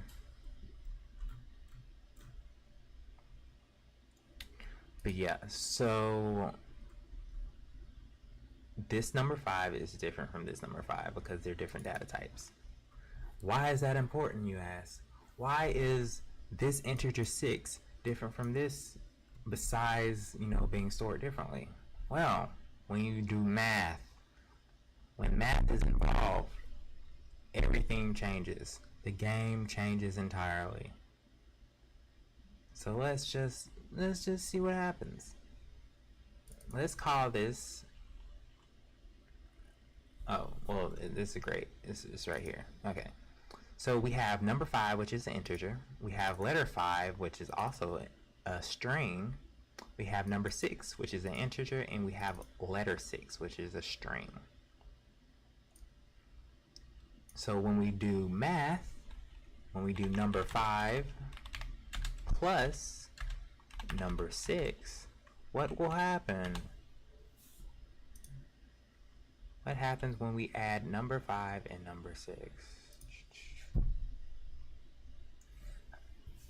Java and C# look similar at the moment. Boolean is just bool. Oh, and string is lowercase. Oh, didn't know that. That's important. Always. Once you learn one programming language, you pretty much know them all. You just need to learn the syntax of the next programming language. That's the only thing. That's the only difference. The concepts are the same, you just need to learn the syntax of the new programming language, and then boom, you got it. So that's how I'm able to muddle through this Java. Okay, so we compile it and then we run. So when we add two integers together, 5 and 6, we get 11, which makes sense, right? 5 plus 6 equals 11. But what happens when we add an integer and a string together? So number 5 and letter 5. What happens there?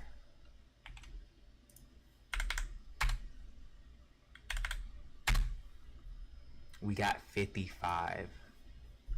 Why is that? Why did we get 55? Let's look at that again.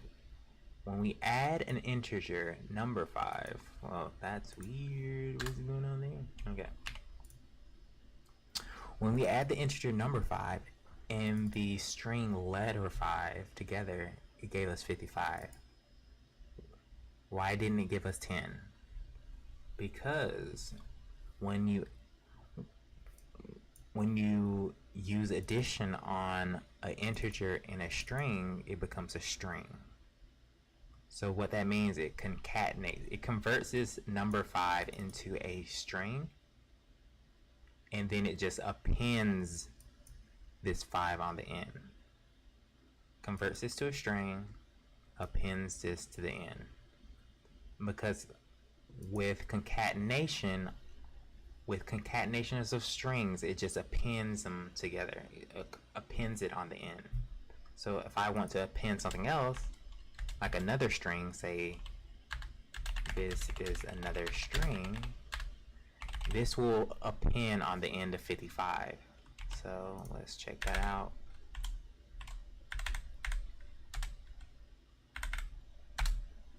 "55, this is another string." So that what happens. When you do addition on an integer with a string, it converts this integer into a string and just appends all the strings together. So that's very important to know. It's called coercion.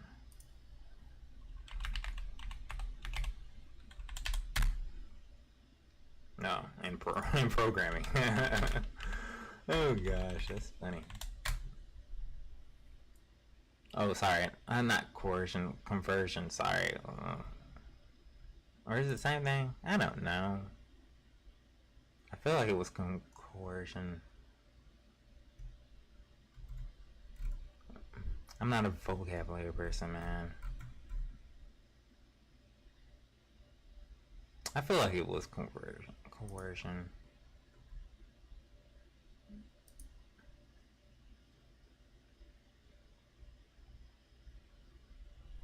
Ooh, let's see. Talking about concatenation, can you say string something equals message quote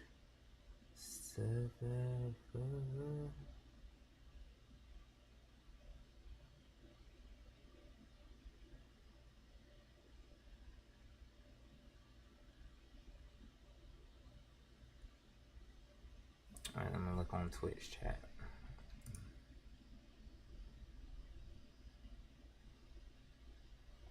Talking about concatenation, can you say string something equals some bar?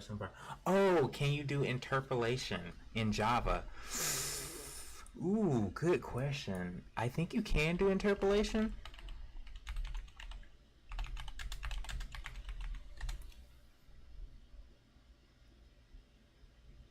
I just don't know how to do it.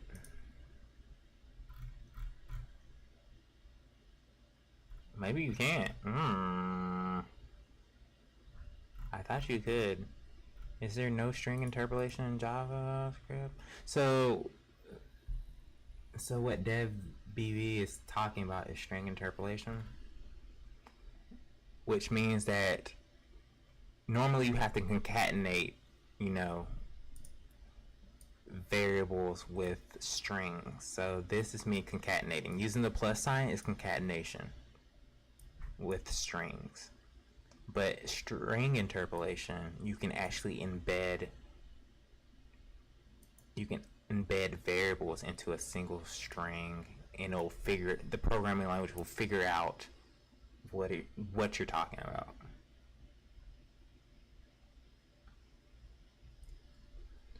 Man, can Java do that?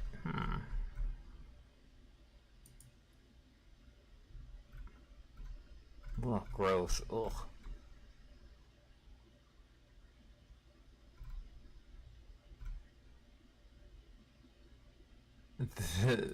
You can use format, but I wouldn't consider that string interpolation.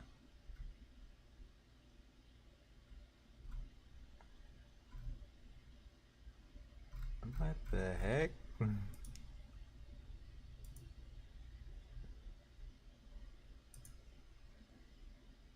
I don't think you can.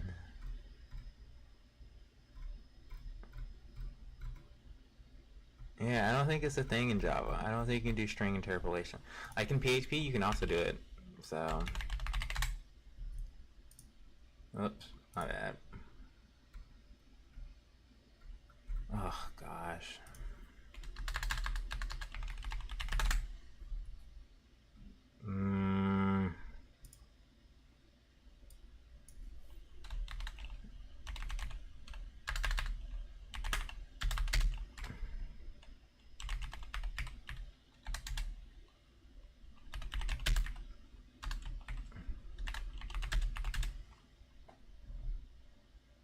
Alright, let's see. Whoop, crap.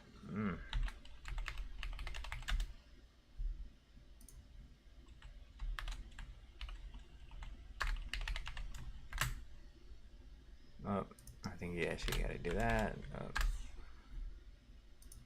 And then boom. Yeah, so this is string interpolation, so you can say this is, and then you pass in the variable inside these curly braces, and then it'll interpolate it. Oh, well, meant to do sweets. And then it did this is candy. Versus doing it this way.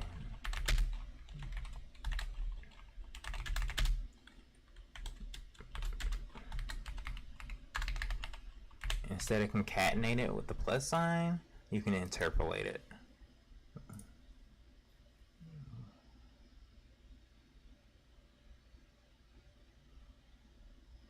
Oh, crap. Concatenation in PHP is a dot. See, I'm getting my programming language confused.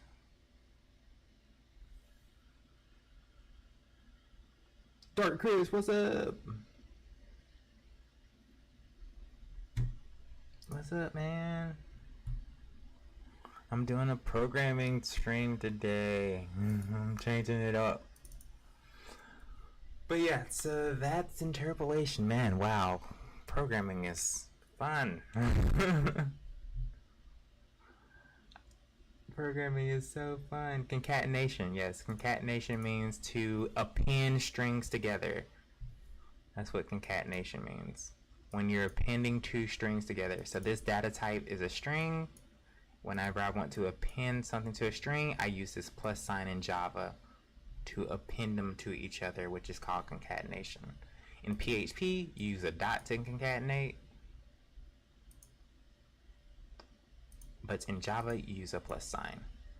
So this number 5 will append to letter 5, and then this is another string will append to the end of these, which is this output here. 55, this is another string. Concatenation, it is an important keyword to know.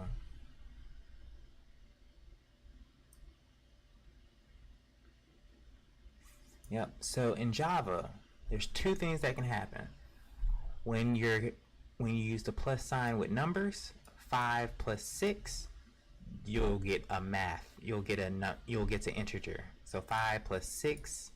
So if you do number 5 plus number 6, it'll give you 11, which is an integer. But if you do number 5 plus letter 6, which is a string, it'll convert number 5 to a string.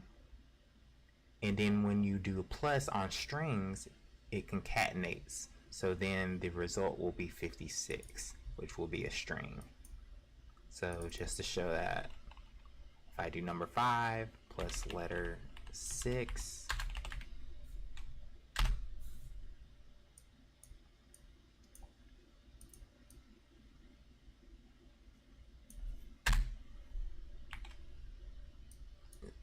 since number 5 is an integer that's being concatenated with a string, which is letter 6. Letter 6 is a string because it's declared a string, and then it also has double quotes, which also indicates it's a string. Whenever you do a plus on a string, it converts this integer into a string. So number 5 becomes a string. Letter 6 is a string. When you use a plus sign on strings, it does a concatenation, so then the output will be 56 as a string, if that makes sense. So there it is, 56.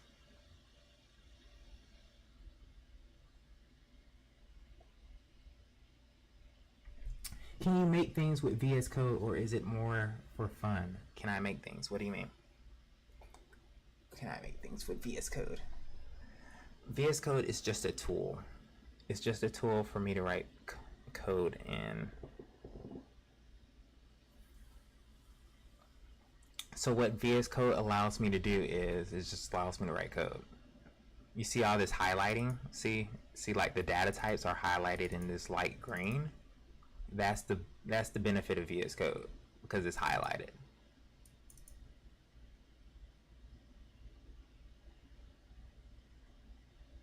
It's color coordinated, so I can kind of identify what it is. So you see like this blue here, this tells me that these are keywords, this light blue. And then this green is just data types, so it's very highlighted.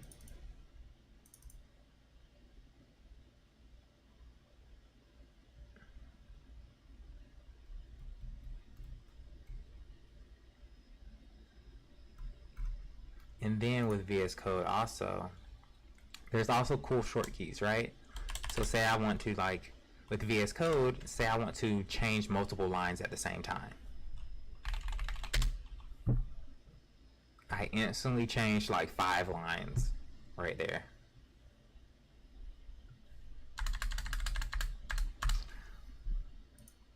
So that's the great thing.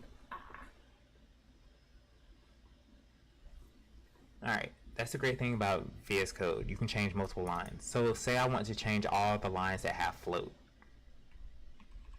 Or no, sorry. Let's do string. Say I want to change all the lines that have string. Right? I can press Control D and change everything that has string. You see how all the strings are highlighted? Right there, right there, right there, right there, right there. Say I wanted to change it all to char. Everything updated. Everything that was a string updated to char. That quick. See? It was a string and then it became char. That's the cool thing about VS Code and multiple cursors and being able to change things very quickly. Like say I want this to be uppercase, right? Or crap. I don't remember the command. I have it on my other laptop, but it allows you to do some cool things.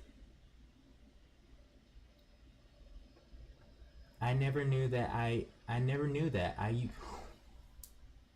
Okay, multiple cursors are the most important thing that I use as a programmer. I'm not gonna lie. Like, my job would be a total nightmare if I did not have multiple cursors. Because people use variables everywhere. So they do like for example, like this letter 6 could appear on the page 50 times.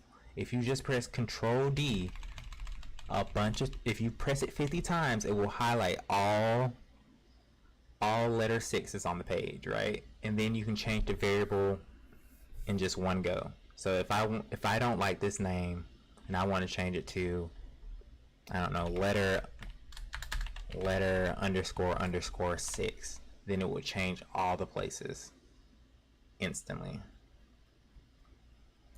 Or even better, like with multiple cursors,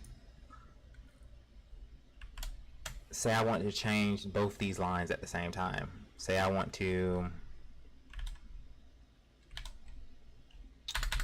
change, wait, I'm saying, you can do some crazy stuff with multiple cursors. Like, for example, say I want to do, like, I could change, maybe, well,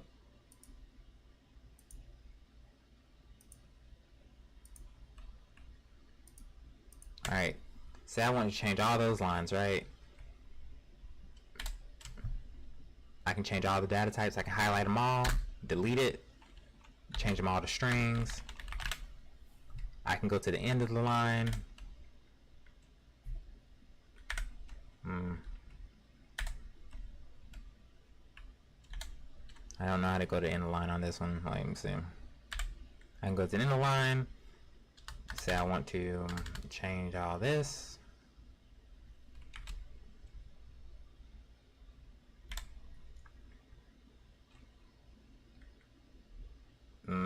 Let me see.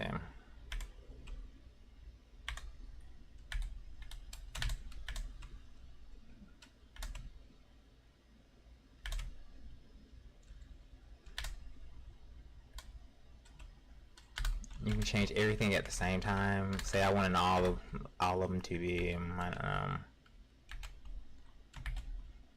McDonald's. You can just change everything at the same time. I just changed like 1, 2, 3, 4, 5, 6, 7 lines. Changed them all to McDonald's.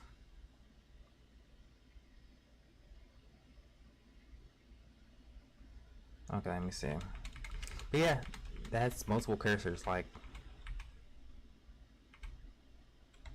my entire day would be terrible without them. Alright, let's see what we got here.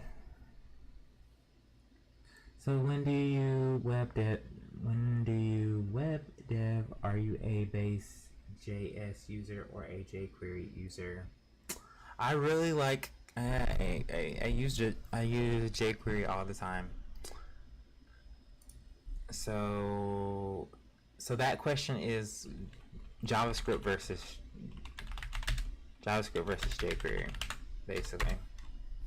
So JavaScript is a programming language, and then jQuery is just a library of JavaScript, right? So jQuery just makes your JavaScript a little easier.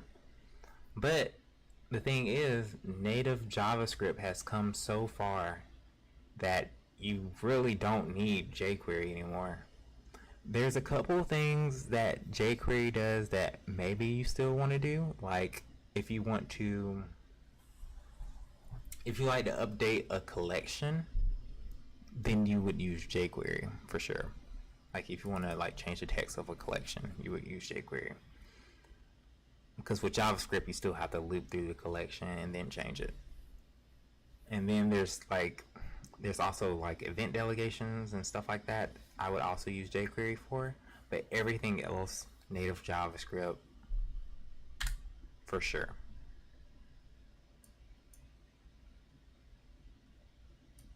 That's the only reason why I would still use jQuery.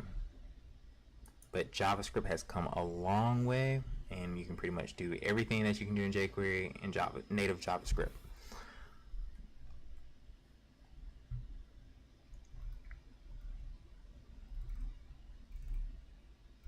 I mean, wow, that is a lot. So, all right, one last recap. So we have, integers. All you have to do is worry about int in Java, double for decimals, string, char, and boolean as your 5 data types. Anytime you do a plus sign on a string, you're concatenated and it just appends it. Anytime you add 2 integers together, then it does actual math. So 5 plus 6, it does 11. But if you're doing 5 plus 6 and one of them is a string, it does concatenation, so it'll be 56 as a string. Very important, very important, very important. And that's pretty much just the variables. That's it. That's it. When you concatenate strings, it just appends it to the end. So that is the lip. That's just the gist of variables. That's it. If you master variables, you master the world. Oh yeah, arrays. Oh gosh, yeah. Yeah. Okay. Okay, so arrays are basically lists. I would say an ordered list. The sequence matter. And in Java, arrays are it's kind of like a tuple, honestly. It's an ordered list. The order matters, and it's finite. So you actually know how many are in the array to begin with.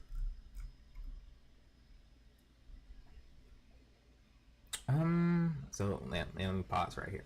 So here's another question, another web dev question. How do you make images load faster? I have up to 700 on a page. That's crazy. Okay, so here's another web dev question. Okay, how do you make images load faster? I have up to 700. Man, that is a lot on a page. Lazy load works fine, but the init load is slow. So back in my day, yeah, so back in my day, we used to actually do sprites. It's funny that you say that. So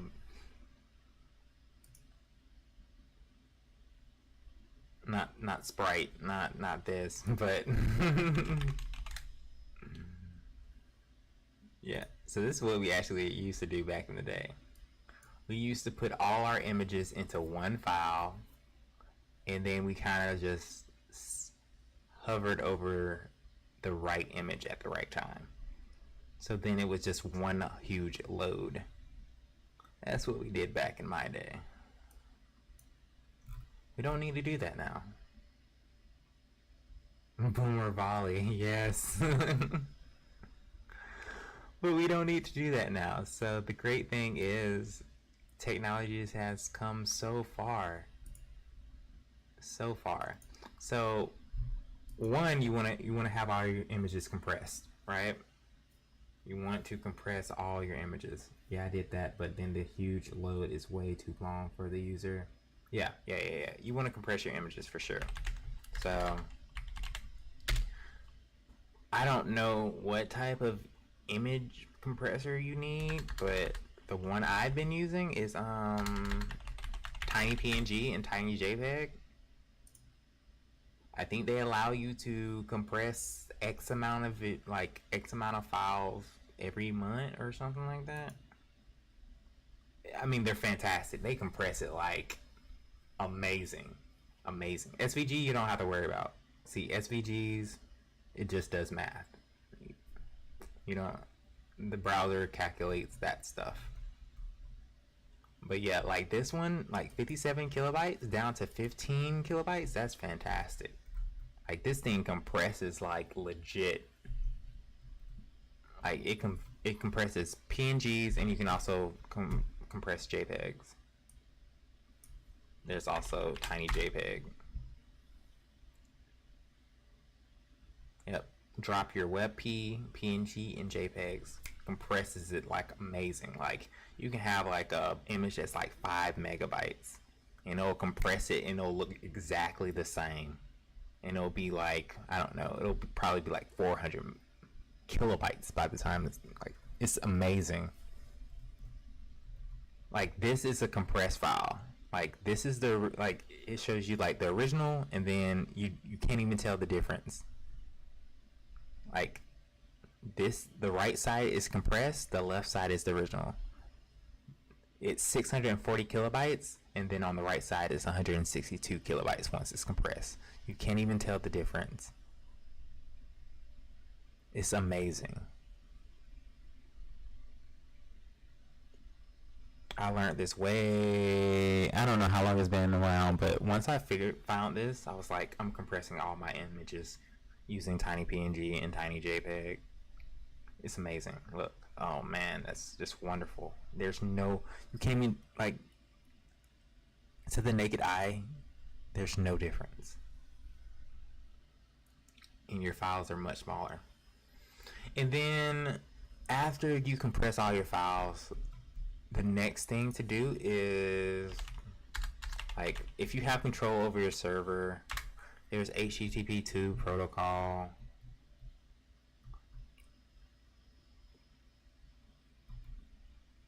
Should speed it up a little bit more.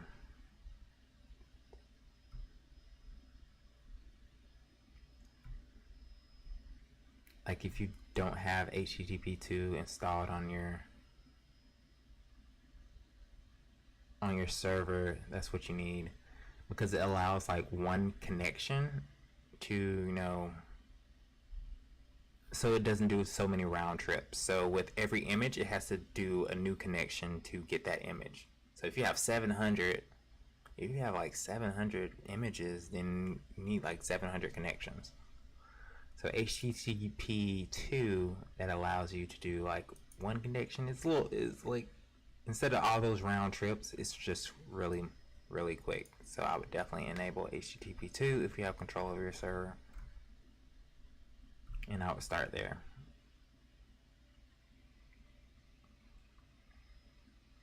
I use a C# NuGet. I don't know what that is, but I'm assuming it's good stuff.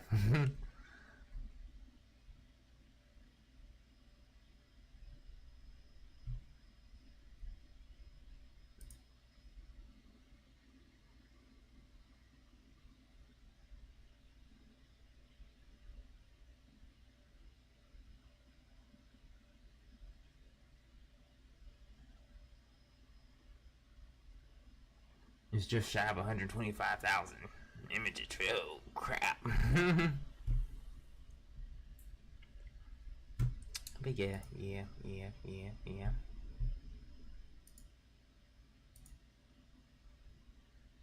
Man, I've been streaming for 2 hours talking about programming. That's amazing. Alright. So yeah, where did I leave off? Oh, arrays. Good stuff. Alright, arrays.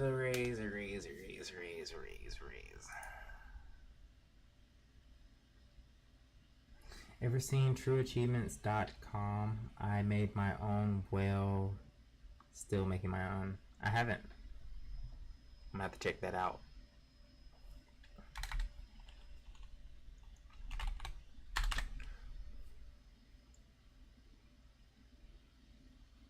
So with arrays, they're basically collections, right? They're collections of a certain data type. Well, in Java there are. So anytime you want to turn a data type into an array, you say the data type name and then you do square brackets. So this will create an integer array. So you do that and then you say int, or you name it whatever you want. So int array. And then I'm going to say new int. This is the syntax. So you say new, the new keyword followed by int, and then you say how big the array is. So if I want this to be 3, I want this array to have 3 elements inside of it. So then I do int array 0. The first item in the array is always index 0, and then I want to give it a 5. I'm going to say the second element in the array, I want to give it 10, and then the third element in the array, which has an index of 2, I want to give it 15. Cool beans there.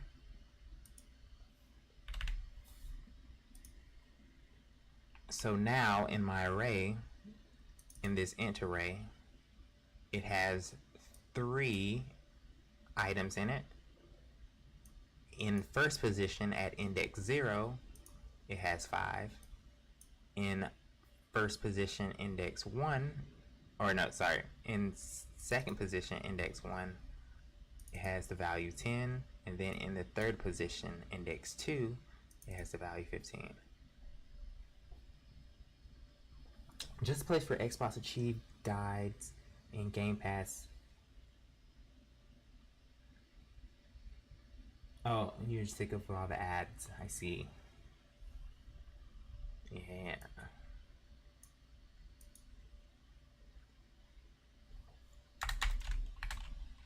So then we have all that.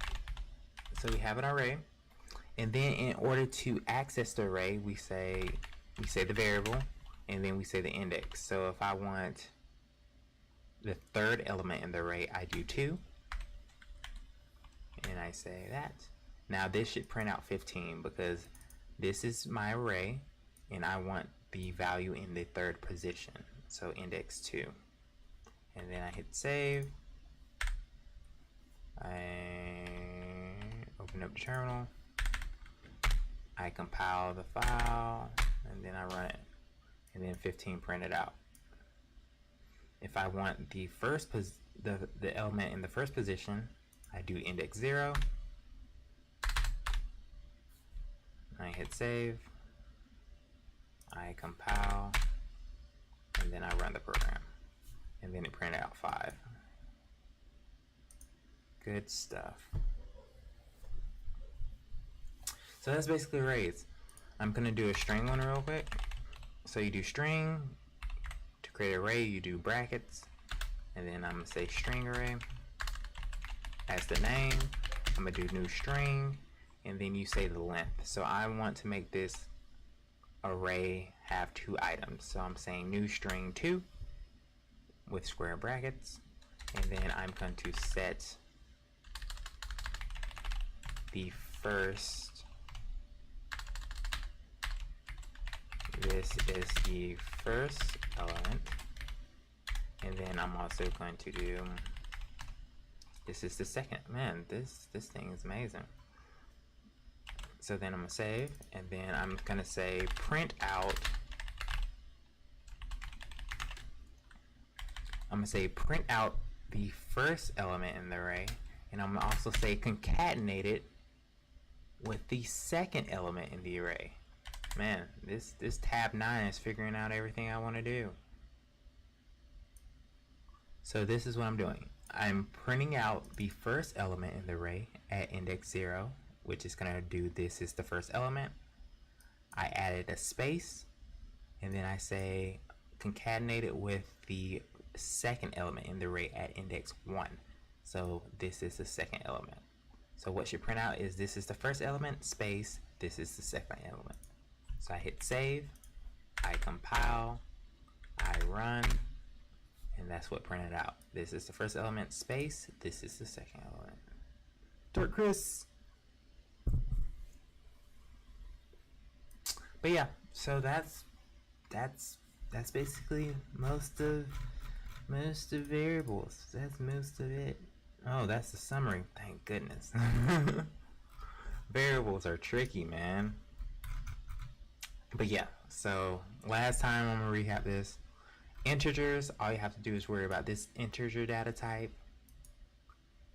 For decimals, you worry about double data type. For characters, you do char, name, and then you do single quotes. Gotta do single quotes, very important. For strings, you do string and you do double quote, or a quotation, or I guess people call them double quotes. You can call them double quotes. And then there's Boolean. So int, double, char, string, and Boolean. Those are the 5 that you need to know for Java. 5 data types. And then when you do plus on a string, on 2 strings, you're doing concatenation. And when you're doing plus on 2 integers, you're doing addition. Very important note. And then to create an array, you do square brackets on the data type. So you can convert any of these data types int, long, short, byte, int, float, double, char, string, boolean, all into an array by adding these square brackets. An array is just a collection, an ordered list of elements. And then to create the array, you say new keyword, and then you say the data type with the length of the array in square brackets. So in this case, it's creating an integer array that has 3 elements, and you assign whatever values to each of the index. 0 is position 1, 1 is position 2, 2 is position 3, so on and so forth. Same with string.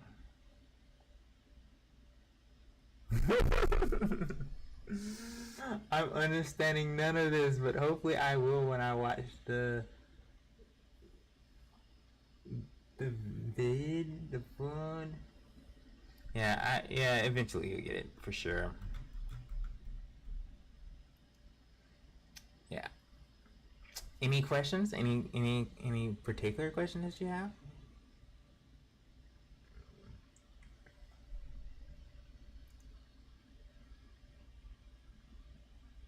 Which part are you confused about? That's the question. I guess that's my actual question. When it comes to variables, what part are you confused about? Is it the data types?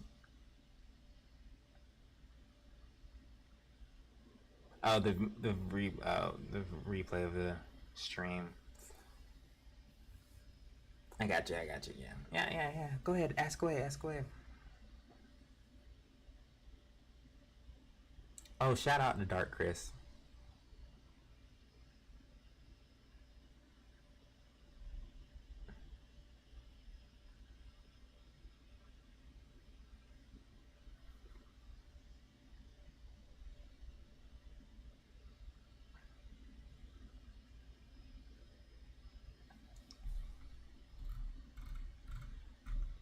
All right, let's see. Yes, I have a question. Everything. Yes. Everything.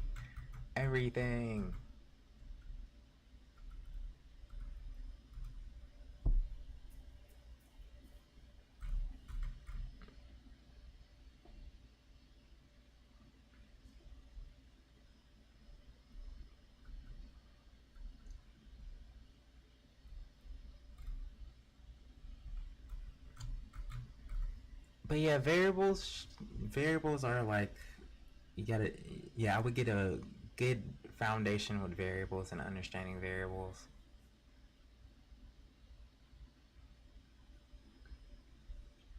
See, with Python, you don't really have to worry about these data types here. The syntax, yeah, the syntax might be confusing. For the most part, the syntax is always, it's always the data type. It's always the data type followed by the variable name. And then it's always the equal sign, and then it's the value followed by a semicolon. That's always the syntax in Java, at least. In Java, it's the data type name followed by the variable name, and then you assign it a value. In Python, you're only doing this part.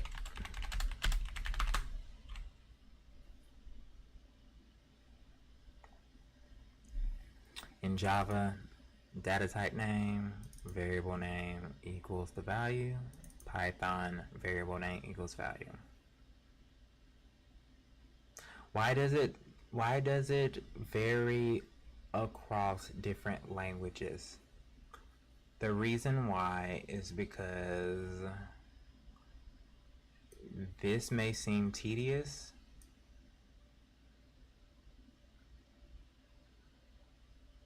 and this is kind of just quicker. See, Java, you can actually specifically say, oh, this is the data type. Whereas in Python, you don't necessarily need to do that, because typically we don't too much care how the data is stored. That's basically what the data type is.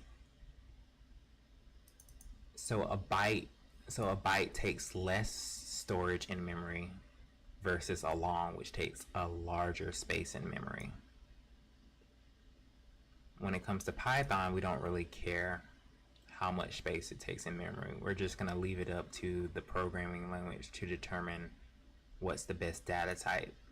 That's what happens behind the scenes. In Python, you don't declare a data type because it figures it out for you. It'll figure out what's the best data type to use for you. Whereas in Java, the programmer explicitly says what data type I would like to use. That's the difference. That's pretty much the difference. The difference is that the programming language determines, for Python, the programming language determines the data type versus the programmer determining the data type. So Java gives you more control, whereas Python gives you less control. But it's easier to get into. This is easier to get to than this, but it offers you less control, basically. Is there a universal coding language, or is it like you said, they're all similar? Yep, pretty much, they're all similar.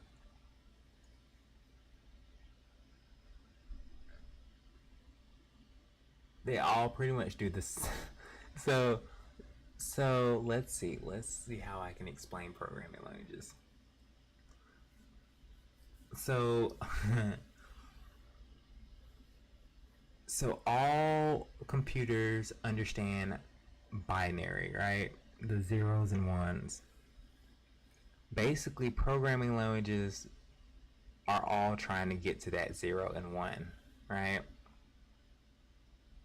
And they all do it in different ways. So all of them try to get to that. One way or the other, they all get to those zeros and ones. They get into that, the bits, the binary. And so all programming languages are trying to accomplish that. So what they end up doing is they create their own syntax, their own rules. So this is Java. Java creates its own rules, its own syntax, and then it takes your code and compiles it down to binary eventually. So every programming language is doing that. They create their own syntax and they convert it to binary so the computer can understand it. And they're all trying to accomplish different things. Some of them trying to accomplish speed. Some are trying to make it easier for you to do a lot of things in easier commands. So yes, some of them are just trying to get you off the ground quickly. Some of them are about speed. Some of them are more about control.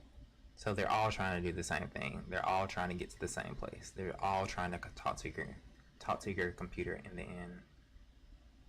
They just do it in different ways. And that's why this syntax varies.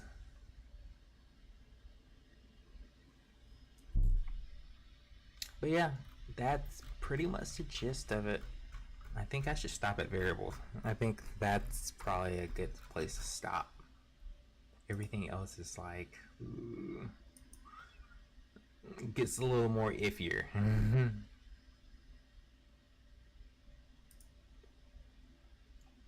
But yeah, variables are definitely a great place to start. With Python determining the data type in the background, it's important that you know what the data types are for Python.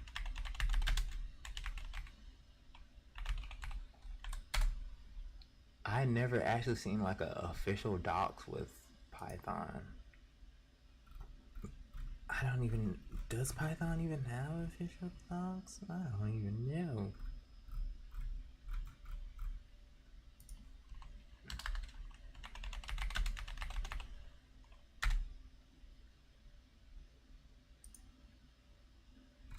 Yeah, so according to this website, the data types Python has is integers, floats, strings, and booleans. So that's basically most of what we covered today. So integers, so this is the main one that we have in Java. Float is decimals. but we use double. Strings. So strings here, they don't have characters, they don't have char like they have in Java. And then booleans.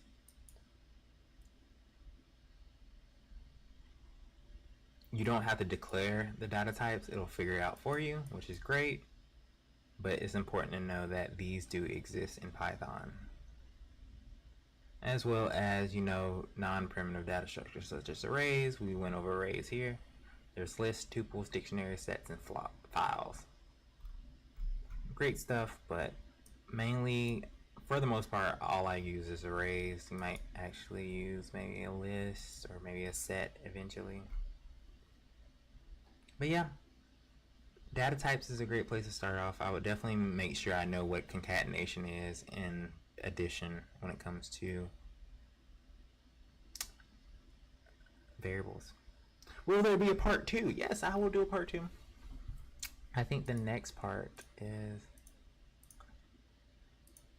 do you want a part 2 of Java, or do you want a different programming language? Do you want an easier programming language? I think it's important to know your data types though. Then you can kind of, like for Python and PHP, which are loose, like Python, PHP, and JavaScript are loosely typed programming languages. So you don't need to declare these data types before assigning the variable. But for those programming languages that are strongly typed, which you do need to name the data type, is important to know. So things like C# or C++ and C#, yeah, you have to declare the data type. But yeah, Java is good. It's great to have an environment. Like I have this, I have so many setups. Like I have a Docker container which does all this stuff for me, and I have all this automation stuff that just spins me up a server, and I can just do all kinds of stuff with like different programming languages and stuff. But I just kept it simple for this one. So the important takeaways here is you need, for any type of programming that you want to do, you want to know how to use the command line. The command line is super important. Doesn't matter what operating system you're using. Windows, if you're using Mac OS, if you're using Linux, you need to know the command line. Yeah, so Windows uses command prompt. It uses PowerShell. Mac uses Z shell, and it uses Bash as the shell. So Bash is pretty much a programming language too. I mean, it's like it's never ending, right? So Bash can basically do everything. Well, I wouldn't say that. I would say Bash can do a lot what Java does. Not everything, but it does a good bit of what Java does. It's like its own programming language. You can like look up Bash tutorials. Like it's legit. Like what's that website? It has like awesome.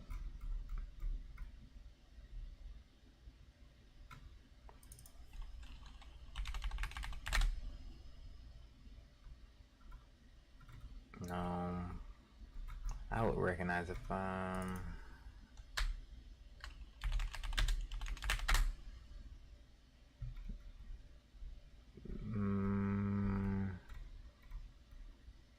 man, where is it?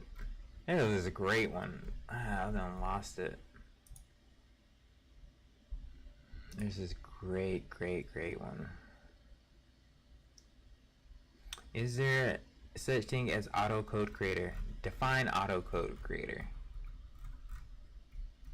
and then I'll be able to answer. Where the heck is that awesome Bash site?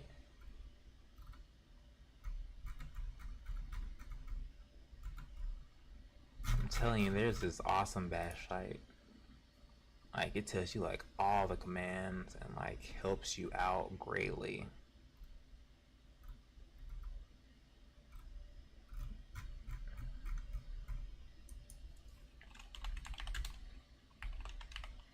Or no, bash tutorial maybe. Let's try that one again.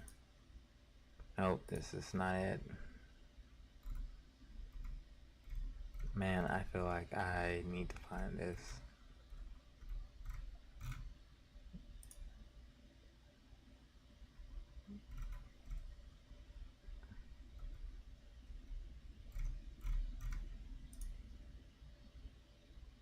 It's out there. Nope, not that one. But yeah, learn the command line, learn some simple commands. There's some great ones out there, like there's just some that all programmers should know. Like if you work in Bash, ls is a command to know because it shows you what's in the current directory. cd allows you to transition or change to different directories. pwd, present working directory, tells you where you're at. Where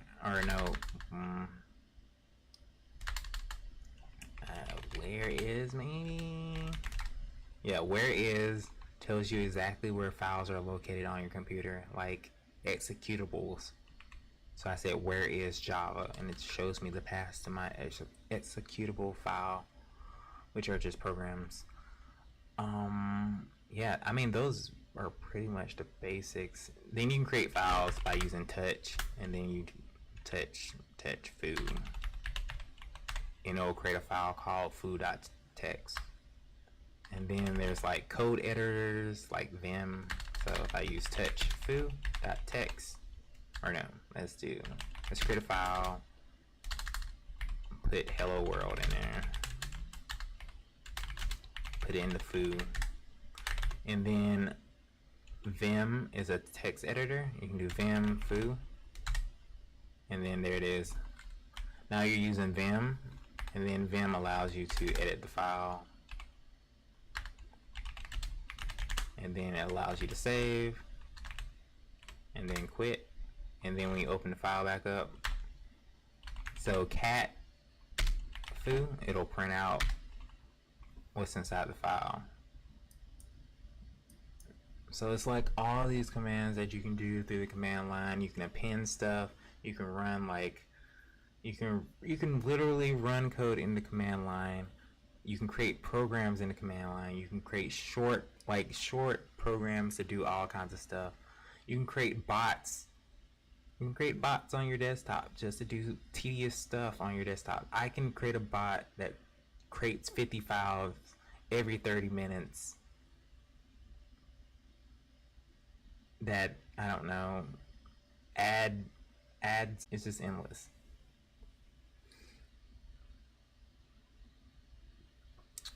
IDK, exactly what I was asking either. So there's also like programs that help you. There's tools and programs that allow you to, you know, instead of like knowing some of this stuff like offhand, like instead of like knowing that you have to create a class and you have to create a main function, there's like boilerplate code. There's programs that create boilerplate code, so it already comes, like when you open the file, this stuff is already there, and then you can just start coding. So there's like, I don't know,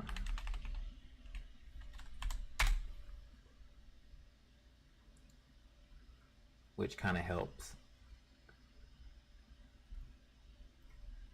Not bad.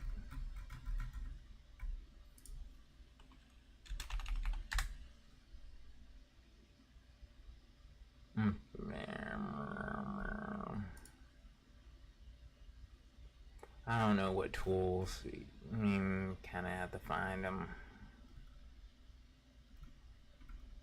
They like generate it for you, and it's great.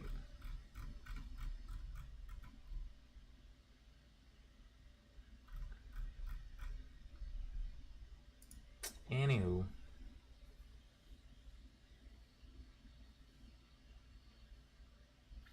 Oh, could you make one that could keep data on certain things like sites or games? Yeah. You can do all kinds of things. You can do some crazy things. Like, okay, say I string paladins and everything, right? Like, it's not Bash, but they do use other programming language, right? So this site Paladin Guru, they connect to an API. They connect to High-Res's API, and then you can just pull hero data. That's what they do. They pull hero data. They pull account data.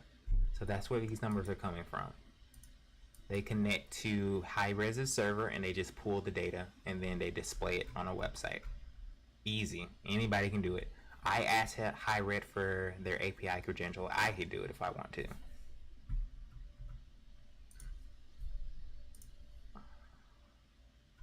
So here they're just pulling my data.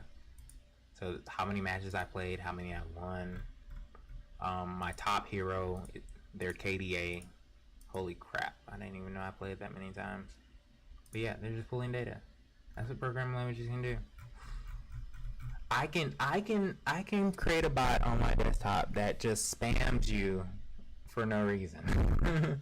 I can you can do it.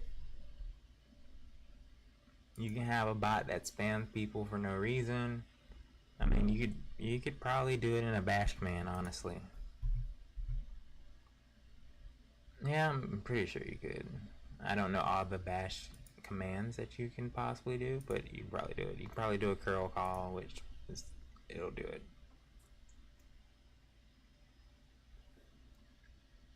Oh yeah, you can do all kinds of stuff. You can gather you can gather information on people. I could have a program on my computer that logs into my Facebook account and then says hello to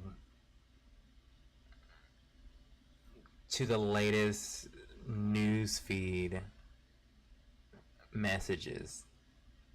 I can create a Twitch bot that logs into my account and then, posts on the stream itself.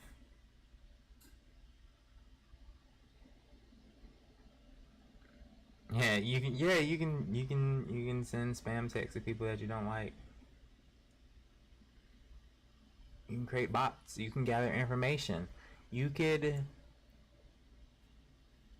you can use it to text people. You can use it to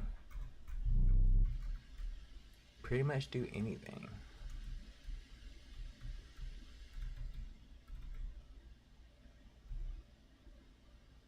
You could let me think. Let me think of something crazy that you can do. I mean, programming just has so many things that you can do. Like what I want to do is I want a crap. What is it called? Oh man. Oh, I want a Raspberry Pi. That's eventually what I want to get. I think there's a shortage of them. But I want a Raspberry Pi.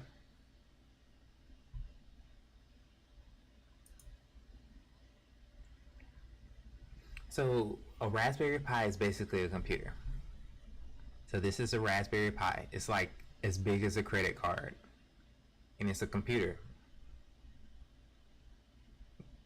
Is about as I think it's about as big as a credit card. I'm pretty sure. Pretty sure it's just about that size, right?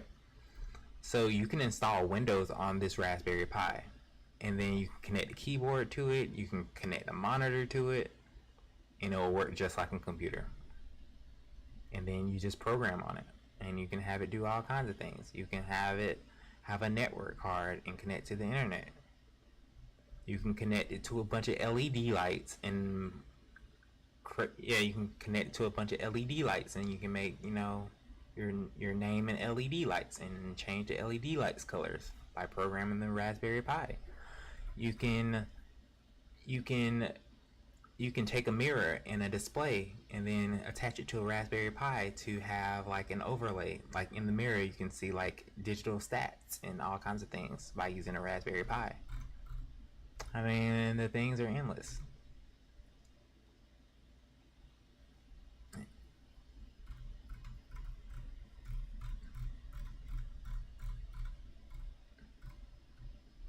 there's the little case for it. That's what I want. I want a little case for my Raspberry Pi. But yeah, so some people use Raspberry Pis with mirrors. I've seen some stuff, so that's an example. So that's a mirror, and then they have like a display behind it that's attached to a Raspberry Pi, and then you can see stuff like Spotify in the mirror. You can see your calendar, and it's kind of like on the mirror, like they just put the Raspberry Pi on there and make a little display, and they're selling it for $1,099. That's ridiculous, but cool. But it's stuff like that. Like, it's stuff like that. And it's the size of a credit card. I mean, basically your phone is a computer. Like my phone. Like, you can have a small... Ooh, that's a pretty good one.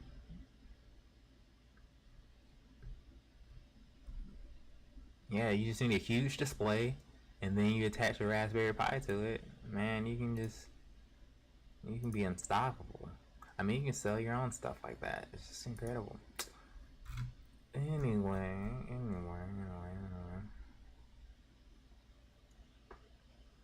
They kind of like the workout thing LeBron advertised. Huh, I haven't seen that commercial. Oh, I don't have cable, that's why. Alrighty. Well, I hope you enjoyed this programming. Oh, and VS Code is pretty cool. VS Code.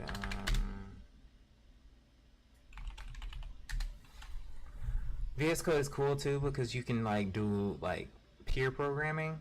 So you can do this thing called Live Share, which allows you and another programmer to share the same VS Code terminal and code at the same time, and you can see in real time. It's fantastic. That's why I love VS Code, man. You can't beat VS Code. But yeah. Awesome. Yep, Python is a great first programming language to learn.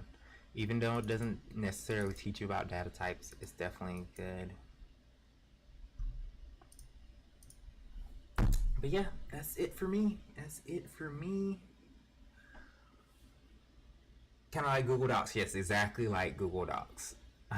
Exactly. Just programming in real time is cool. Man, it's cool too. And then there's like some cool... Oh man, there's some stuff I could show you. That'll be the day though. Oh, here it is. Oh man, wait. Create Java project.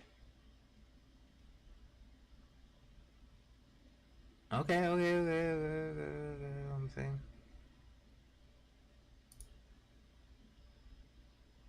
Oh, let me. Oh, was.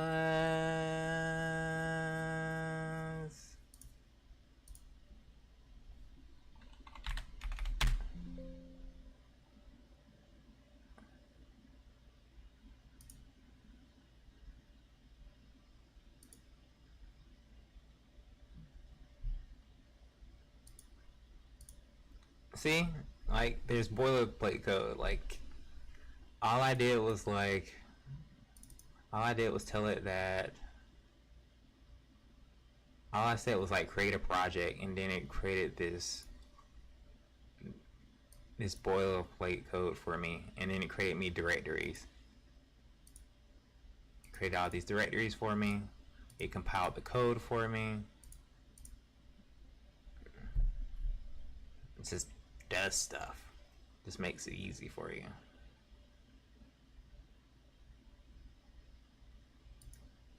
Fantastic, man.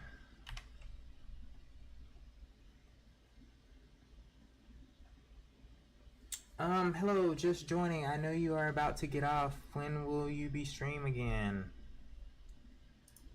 I could, I got 10 minutes, so I could recap if you would like. I will also, stream again. I will be doing another programming stream Thursday. Not Tuesday, Thursday. Tuesday, not Tuesday, Thursday. Yeah, Thursday. Yeah, I got 10 minutes. I could do a recap if you want to recap.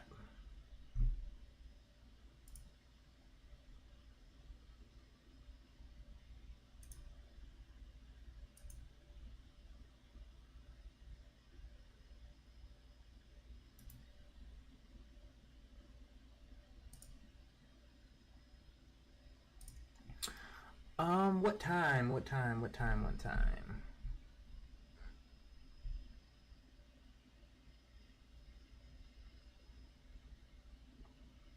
Probably about the same time. Probably about 5.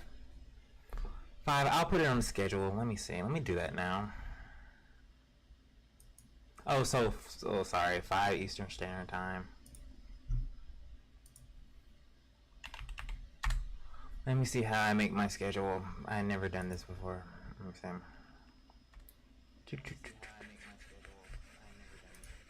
53.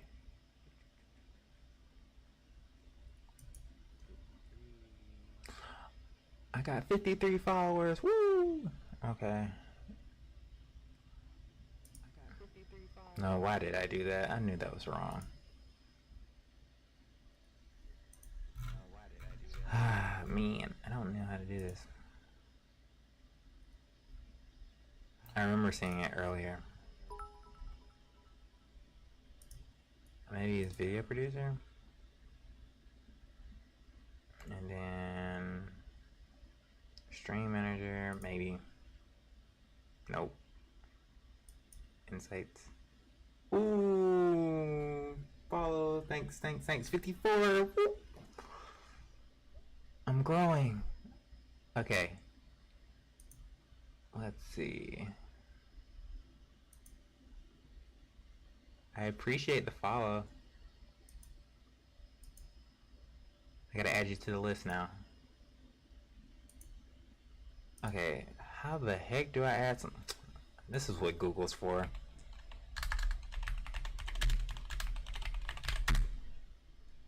I mean, this is pretty much my day as a programmer. I just Google stuff.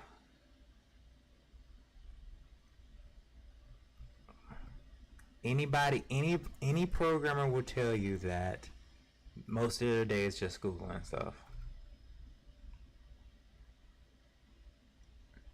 Because I do new features. I do third-party integrations into our software for a living. So all I'm doing is Googling. Like, I have no idea how these third parties even operate. And I'm like, what? They do all types of different standards and protocols. And I'm like, how? How does this work? Okay, let me see. Stream schedule. To add a stream schedule, go to channel settings.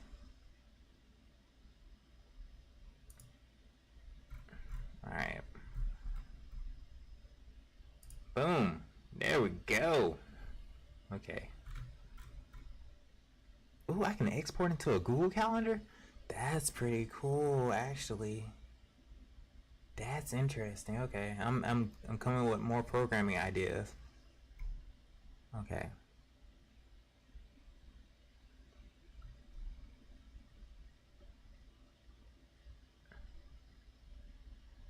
I can set a reminder. My wife streams on Thursday and I have a class Thursday as well. What time? What time? I can change it around. I'm flexible. I'm flexible. What? I'm flexible. Do you have a preferred time? Oh man, 4 hours? I don't know about that. Let's have a recurring one every Thursday.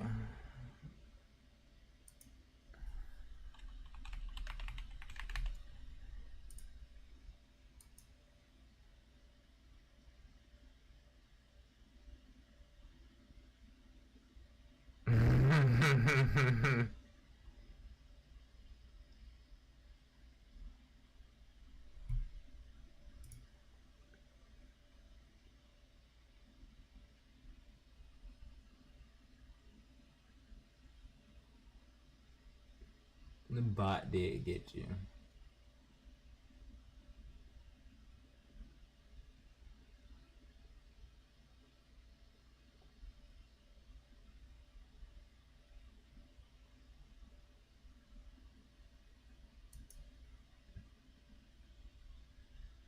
And I can't even reverse it.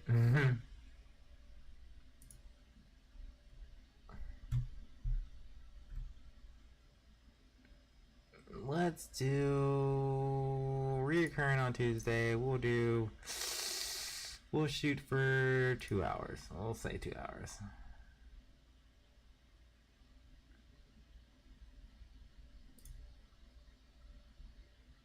Good stuff. I do play Valorant sometimes. I do play Valorant sometimes. We're gonna say Paladins every Monday. I'm fine with Paladins.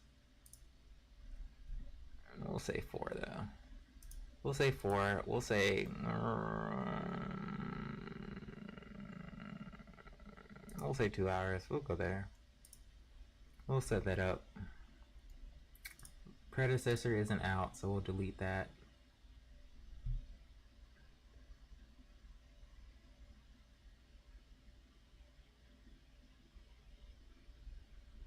Wednesday we'll think about it. We'll think Valorant. We'll leave Valorant there for now. But we'll do a recurring one Tuesday. Thursday we'll add it for 5. Shoot for 2 hours.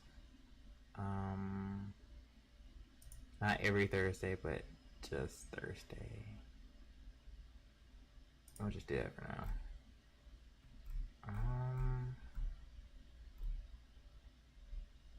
Wait, what happened there? Alright, cool.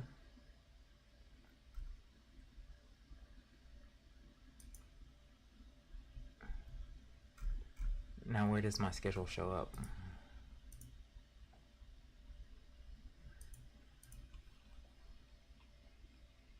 And now I have to stick to it. It's gonna be a revolving schedule. It's gonna be a revolving schedule.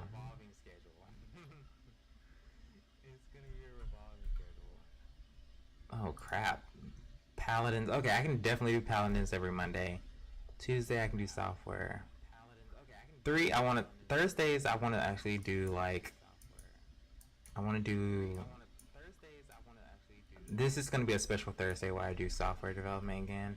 But on Thursdays I'm thinking I do a just chatting. Talk about TV shows. And then Wednesday, that's probably gonna be my rotation day. It's probably gonna be something different every Wednesday, I feel. Maybe. We'll see. I got a lot to do. I got a lot to do. Alright, cool. Yeah. So, basically what I went over today was just yeah, I'm about to get off. Yeah. I spent most of my 10 minutes. Okay, wait, let me see.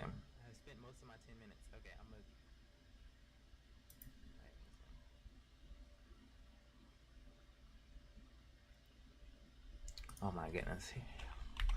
Gotta use the command line. I'm sorry.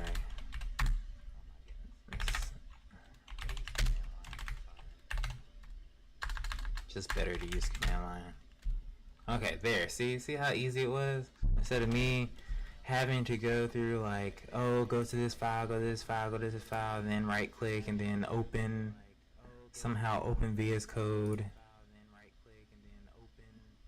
Yeah, open in VS Code and all that stuff. I can just type in code, main, Java, boom, pops up. Great. Okay. So what I went over today is basically how to do, a Java app. And then this is just the basic syntax of a Java app. You just do, it's not important to know, but it's public class. You do whatever the class name is. You do open and close brackets, and then you do an entry point, which is public static void main. That's just something you memorize. And string args, it's just something else that you memorize, and you do open and close curly brace. And that's every Java application. Just something you memorize.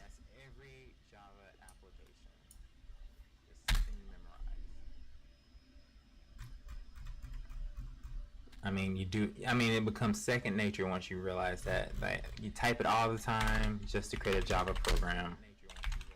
Just always create a class with the same syntax, and you get used to it all the time. You just type it so much it becomes second nature, and then boom, you start programming. Every time, every single time. This is what you do. You create a class, you create the entry point, which always follows this signature every time to the T. And then you start programming. So in my first lesson, it's basically about variables. So the syntax for variables is simple. You just do the data type name, followed by the variable name, and then you assign it a value. And that's the syntax every time. You always end with a semicolon. So the data type name followed by the variable name, and then you do assign it, which is equal to the value, and then you end with the semicolon. Always follows the syntax. So there's several data types: byte, short, int, long.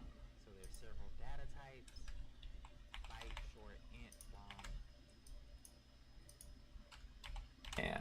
Byte, short, int, long, float, double, char, string, boolean. Those are the data types in Java. We only really care about these: int, double, char, string, and boolean. Those are the only 5 that we really care about. Data types are basically how they're stored in memory. It gives you a little bit more control as a programmer, but really we only care about int, double, char, string, and boolean. Int is for integers, double is for decimals, char is for single characters, strings are for multiple characters, and boolean is true or false. Very important. Yep, and they all follow the same syntax. So you declare the data type, the name of the variable, and you assign it a value.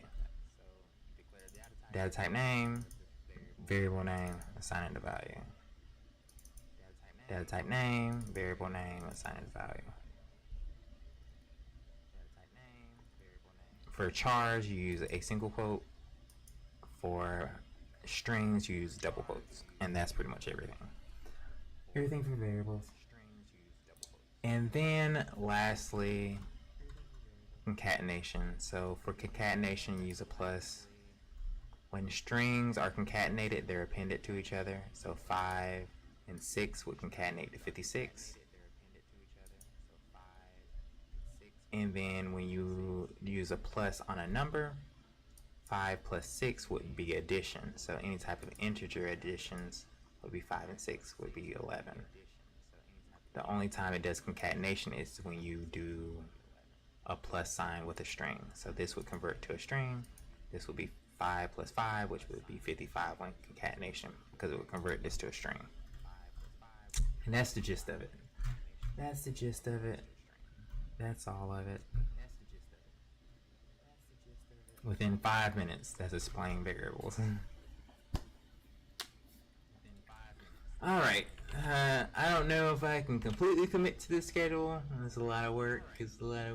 I do have to do some other things. I might have to actually push them out later. I might have to reevaluate and push them out to being later than... Yeah.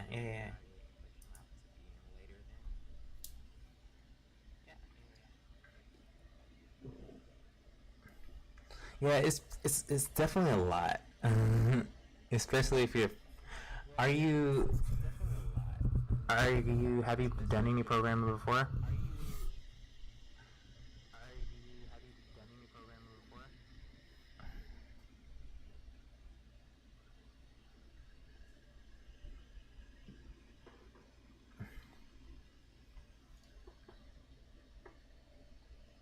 I mean, programming is amazing. Like, you can do fantastic things, and it can make you a lot of money.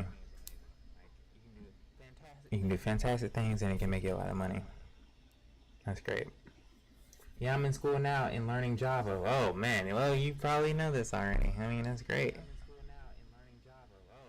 I mean, Java was not my first programming language. I personally don't like Java. I personally don't like it, but that's what school likes to teach. They like to teach that Java.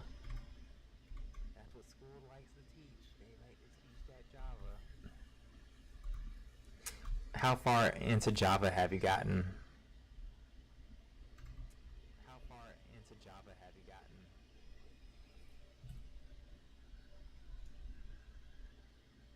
Yeah, yeah. A good foundation is like the key to programming. Once you have a good foundation, you can take over the world. You don't know any programming language.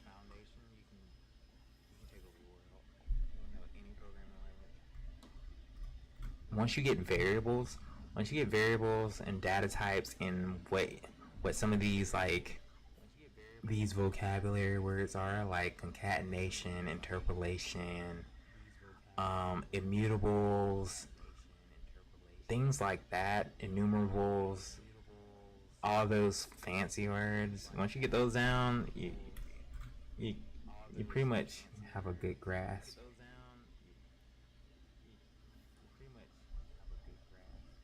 I'm not a big vocabulary person myself. I just know how to code. That's it. 5 years in the making. Well, 5 years professionally. I've been coding, and then I taught myself how to program on my own.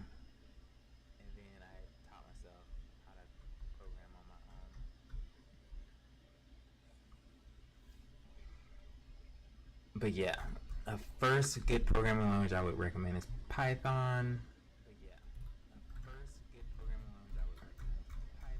And also,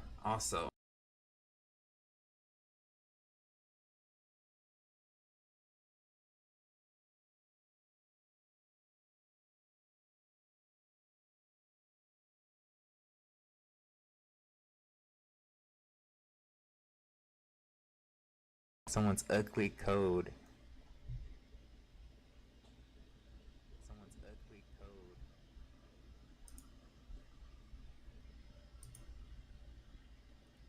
Oh my goodness, Jane Lagrange.